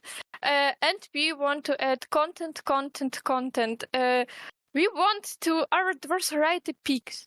We so want it. And we so want to make this pics with beard. I think it will be amazing. Or with glasses, I don't know. What do you think is better, And we very thankful you for OTK Expo, for being here. It's so amazing. I was so nervous, but it's so chill atmosphere. Thank you so much. Yeah, I mean, it's a chill episode. I mean, it's not that big of a deal. Hopefully you weren't too nervous. I think you did a great job. So thank you very much for coming on. I appreciate it. Thank you so much. Thank you. Join us. Thank you, chat. It was amazing. Absolutely. And again, thank you very much, Anastasia. I hopefully I said the name right. And the game again is The First Dwarf. You can take a look at it on Steam, and there is a demo coming out towards the beginning of June, if I remember right, June 8th for the demo. So there it is. Exclusive information for you guys, you know. There it is. The First Dwarf, June 8th. Thank you very much, Anastasia. I appreciate it. Thanks for coming on. Thank you. All right. Wow. Okay. It's been 5 games. Ooh. I've kind of got my framework of like what I'm thinking I'm gonna go with. What do you guys think? Man, I know what I really loved. I have like a rank and all that stuff. I'm curious, do we get to see what the community voted for? Ooh, you know what? How are we gonna do that this time? Do we have a way to make sure that we have a poll? Okay, so guys, this is what's going to happen. We are going to do a poll, and you guys are going to be able to vote on which game you want to win the poll. And so again, the five games that we went through were obviously Waxheart was the first game, Peppered the second game, Shot One Fighters the third, I think Heretical is the fourth, and we just finished up looking at the First Dwarf. So what we're gonna do is we're gonna be how are we doing this again? Are we just doing is it like a straw poll, or how do we do this? Okay, so this is what y'all do. Like, if you want to vote for the game, if you want this game to win, I want you to put the game, like 1 obviously is Waxheart, 2 would be Peppered, 3 would be Shot One Fighters, 4 would be Heretical, 5 would be the First Dwarf. So you all are going to be able to vote on the game that you want to have win, and you can also just say the name of the game. So yeah, there you guys go. And yeah, you guys can keep going. I just wanted to explain it. Okay. Yeah. So, I mean, like, are we just gonna? I don't know. I mean, I can talk. I'm ready to talk. Yeah, but no, I was curious. Like, what do you think? What did you think of the games? I mean, honestly, like, I was smitten by Peppered as soon as I saw the trailer, and just like hearing what the dev had to say, and like, you know, husband and wife team. I thought that was just so fun, and really eager to see that game. And I thought the art was great. Heretical also. I thought, like, I didn't know what to think. I wasn't sure if it was going to be a lot of like a lot of other things that I've seen already. But man, I do love me some Diablo, and that game also kind of won me over. But yeah, I mean, they all had like really cool stories. I loved how Waxheart they're trying to help, like, you know, people get their first gig in the industry, and so like that was pretty awesome. And like First Dwarf too, like, you know, it sounds like they've been at this as a studio for a while. They have a gorgeous game, so. Yeah, I think, yeah, my first 2 would probably be Peppered and Heretical, and then probably say First Dwarf coming in third. I don't know. What are you thinking, Tips? Honestly, every single game is awesome in its own right. I think if I had to break it down, I think, you know, I definitely agree on Peppered. I think the way I would describe it is Peppered is just based on trailer alone and initial gameplay. That's probably the first game I would buy. And I think Heretical is the game I would spend probably the longest time playing. There's no kind of games that I like. So I can see myself buying Peppered, checking it out in due time, playing a lot of Heretical. I've got to give some love to Shot One Fighters, only because my mind really started trailing off when he was talking about like the roguelite possibilities with a fighter. There's so many ways that I think you could do it that could be super unique. Yeah, that's what I was thinking. Yeah, so it's like, it's one of those things where if it goes in the direction that I'm thinking it could be super awesome, but the amount of hurdles that they have to leap over to get there is very daunting. So, you know, trying to make a game, essentially trying to make 2 games in one is really difficult, especially for an indie studio that's underfunded and had to pivot massively from their original vision. But they definitely get bonus points there. And then for me, First Dwarf, you know, that's typically not the type of game that I would play on my own. Sadly, I wasn't a huge fan of Valheim, not because it wasn't a good game, but just because that's just not the type of game that I enjoy personally. Yeah. But like, if there was ever a game that like just won me over purely by the passion of the team, or in this case, the representative of the team, you know, I got to give bonus points for that. So for me, my ranking would be probably Peppered number 1, Heretical number 2, Shot One Fighters number 3, just based on vision, and First Dwarf. It's coming out soon. I think it's going to do fantastic. but just bonus points for the passion of the team member is kind of where I would. All right. Well, I mean, like, here's the thing, right? Tips, you and I, we had a lot of conversations on games, and we get along real well because we agree on a lot of things. And so, I definitely fucking agree. I think Peppered, I really, really, really like the game. Heretical, like, as soon as that guy started explaining the uniques, man, like, we could still be there. We could still be there if I didn't stop myself. Like, I had a lot of things to talk about with that. So I was really enjoying that. That game really, I feel like there's a lot of games that are trying to, like, you know, each game is trying to, like, bridge the gap in its own way. It's like, okay, we're going to be like 30% Diablo, 40%, you know, Hades, and, you know, 30% something else or something like that, right? And, like, so which game is really going to come out and pop off? You know, I think it's interesting. And so I really like Heretical. I mean, are we ready? Because I'm ready to give some fucking money out. Like, that's the way I feel. Let's do it. Okay. All right. So this is where I'm at. Okay. I'm gonna do the money just like one at a time, and I'm gonna kind of go, you know, I guess like to the top to the bottom. So for Waxheart, I think that for me, like, how much money am I gonna put in for that game?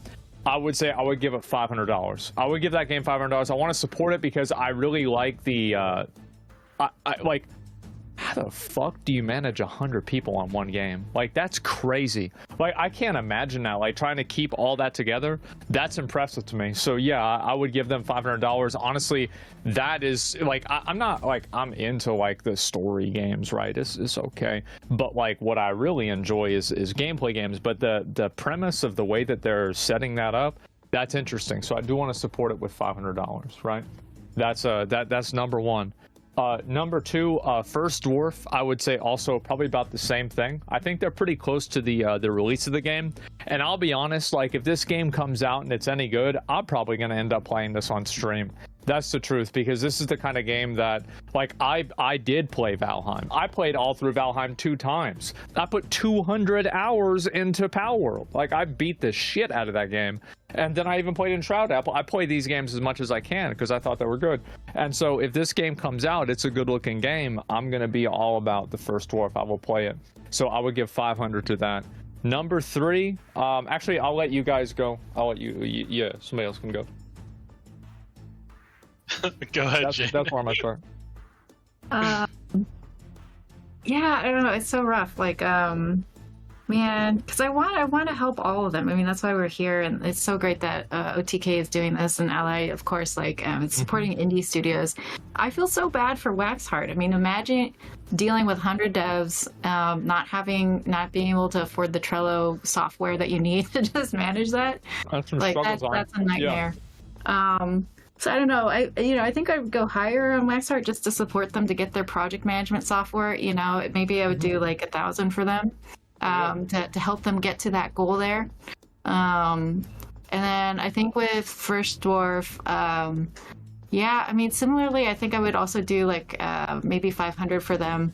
I really love them, and it feels like they've got a lot a lot to offer their fans. They're award-winning. I feel like they'll be really good and on their way there. So, but yeah, I don't know if you want to go next or.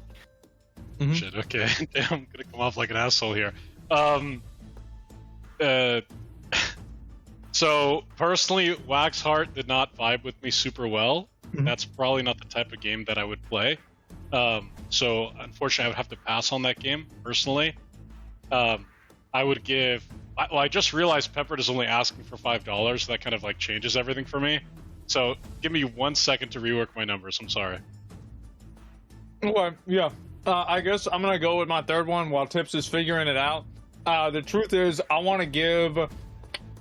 I'm thinking $1,000 to Shot One Fighters. I think so. The reason why is because, like, I feel like the fighting game community is probably one of the most still.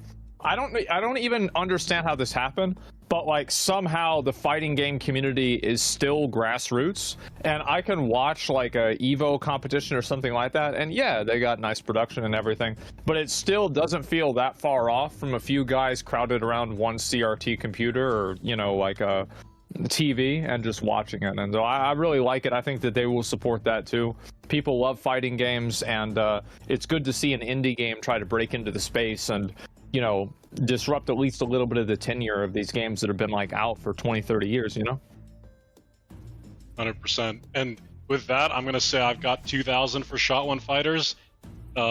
Just, again, a game that I think, you know, I just want to see where they take it. I'm very curious and kind of supporting them on their journey. And, you know, being a part of a project that essentially got halted, you know, to a complete stop, and then having to build the team back up and realign on vision and execute, I think that's very admirable. And again, really curious to see how the roguelite, you know, fighting genre mix turns out for them.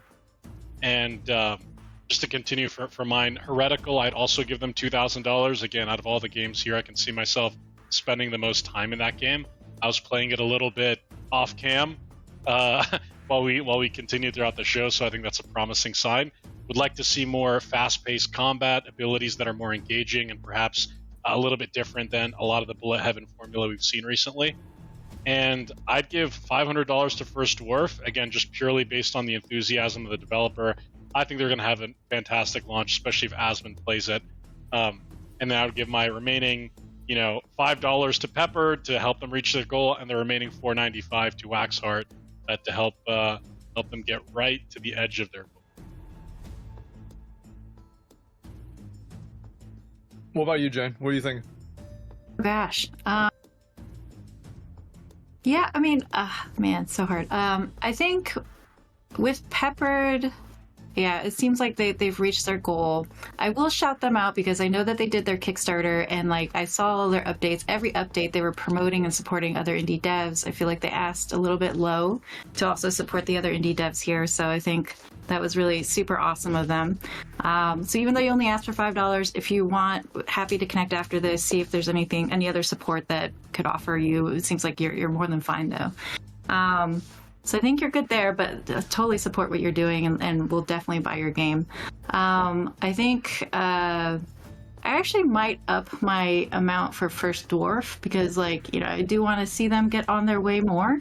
So I might, I think I'll increase mine to probably like, let's see, I think I put 500 before. Maybe I'd raise it to 1,500 to kind of like get them to closer to their goal, hopefully. Yeah.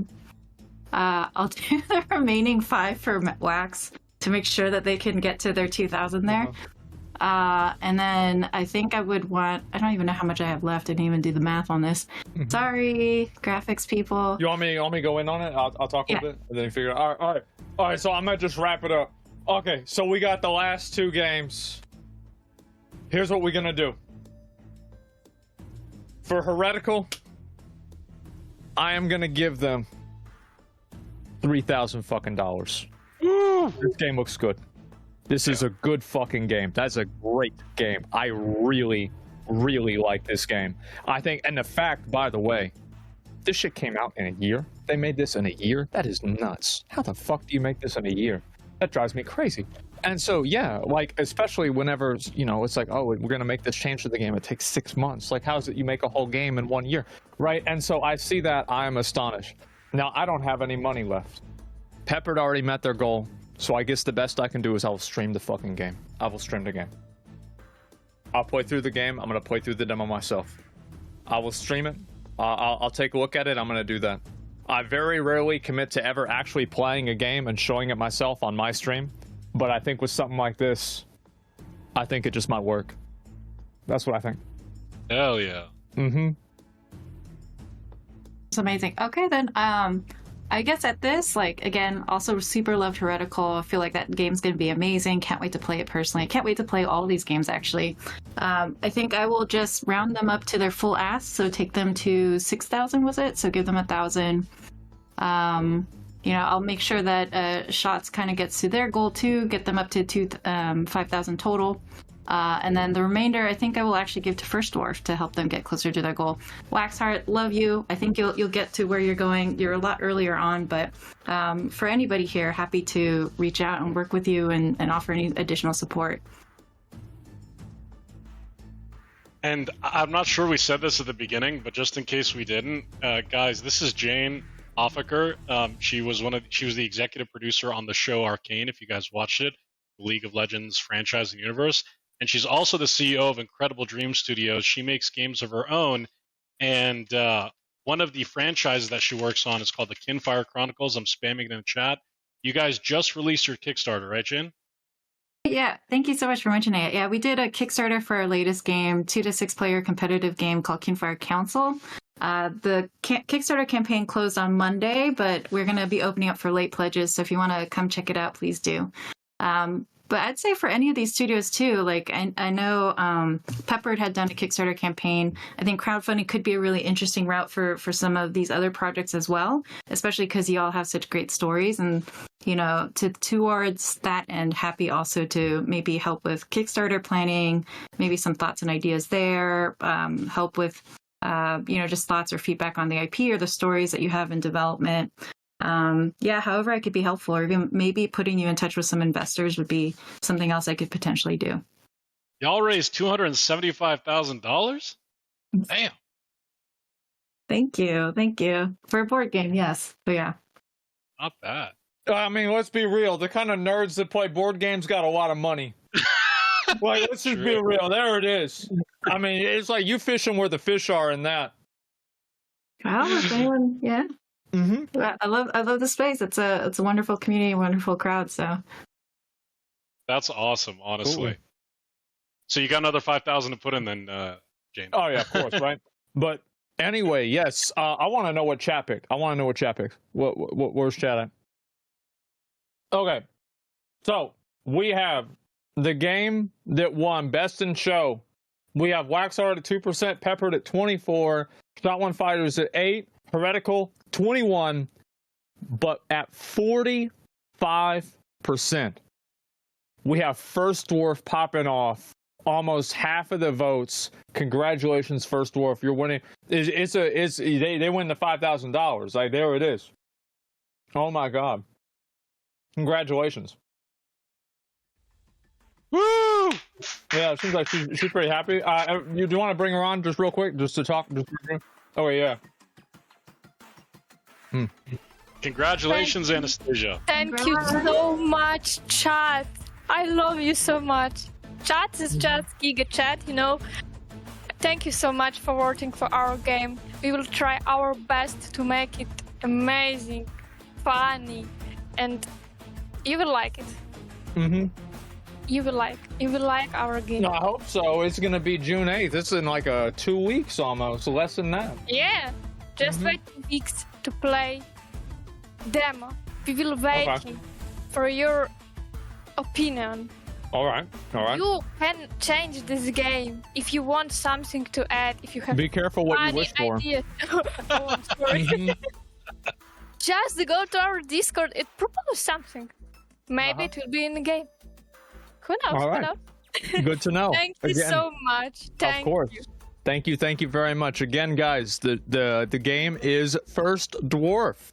And thank you very much, Anastasia, for coming on. And I also want to say, for everybody else that came on and was part of the show, every single one of these games, the reason why we brought these games on is because we already think that they're fucking good. Like, these are already, you know, if they are on the show, like, that's already a seal of approval right there in itself. We thought it was good enough to show you guys. We really hope everybody enjoyed the show. Also, I want to say W's in the chat for Ally. They have been supporting this show ever since day one. They have been here every episode, sponsoring the show, making it possible, supporting these games, giving you more ways to ignore your real life. So again, ally.com/creator. It's in the chat. You can take a look at it if you're trying to do anything with banking at all. And also, of course, Tips and Jane, thank you very much for coming on and being my co-host for the show. Thank you. It's been fun. Yeah. Thank you, everybody. Thank you so much for coming on, Jane. Again, guys, kinfirechronicles.com to check out what Jane's working on. Huge shout out to Ally once again. And yeah, it's been a pleasure, Asmund. Thanks for having us on. Absolutely. Well, anyways, guys, here's the reality is, like, it's already 4:30. Like, I gotta stream anyway. So I'm gonna figure it out with production. I'm just gonna go live right after this, and we're just gonna keep streaming. So usually I go take a nap or something. I'm not going to be taking a fucking nap. I got to take like 10 minutes and then we're just going to start, okay? So yeah, we got a lot of shit going on. We're going to start everything up and I'll figure it out production, but yeah, that's what's going to happen. Just give me a little bit to wrap things up and we're just going to get right into it. But yes, anyway, Jane, again, you have your Kickstarter going on. If please link Jane's the website, the one that tips. Can you link it again? Link it again? Make sure. I want to make sure it's happening. Yes, there you go. Kinfire Chronicles. That was the game that you actually came on the OTK Games Expo and talked about. Yes, and like that definitely that's why I really appreciate everything that OTK is doing to help promote indie games in the scene. Like, you guys are amazing. Well, it's all part of an ecosystem. We promote the games and then we get to complain about them whenever they come out, whenever we play them on stream. 1000%. I'll get you your coffee. I want to see the review. Yes. Absolutely. Very perfect. But anyway, guys, also huge shout out to all the developers for coming on. You know, my community is extremely critical. And so coming on to my stream and promoting your game, that's a risk, you know, it's a risk. And that's hard to do. And so W's in the chat for all the developers coming on, showing their games. And thank you all for watching. I really appreciate it. Obviously, again, thank you very much for Allied for supporting the show. And we're going to figure things out for production. And then I'm going to go ahead and get my own stream started. So yeah, anyway, guys, thank you very much. And if you're watching the episode, peace. Bye.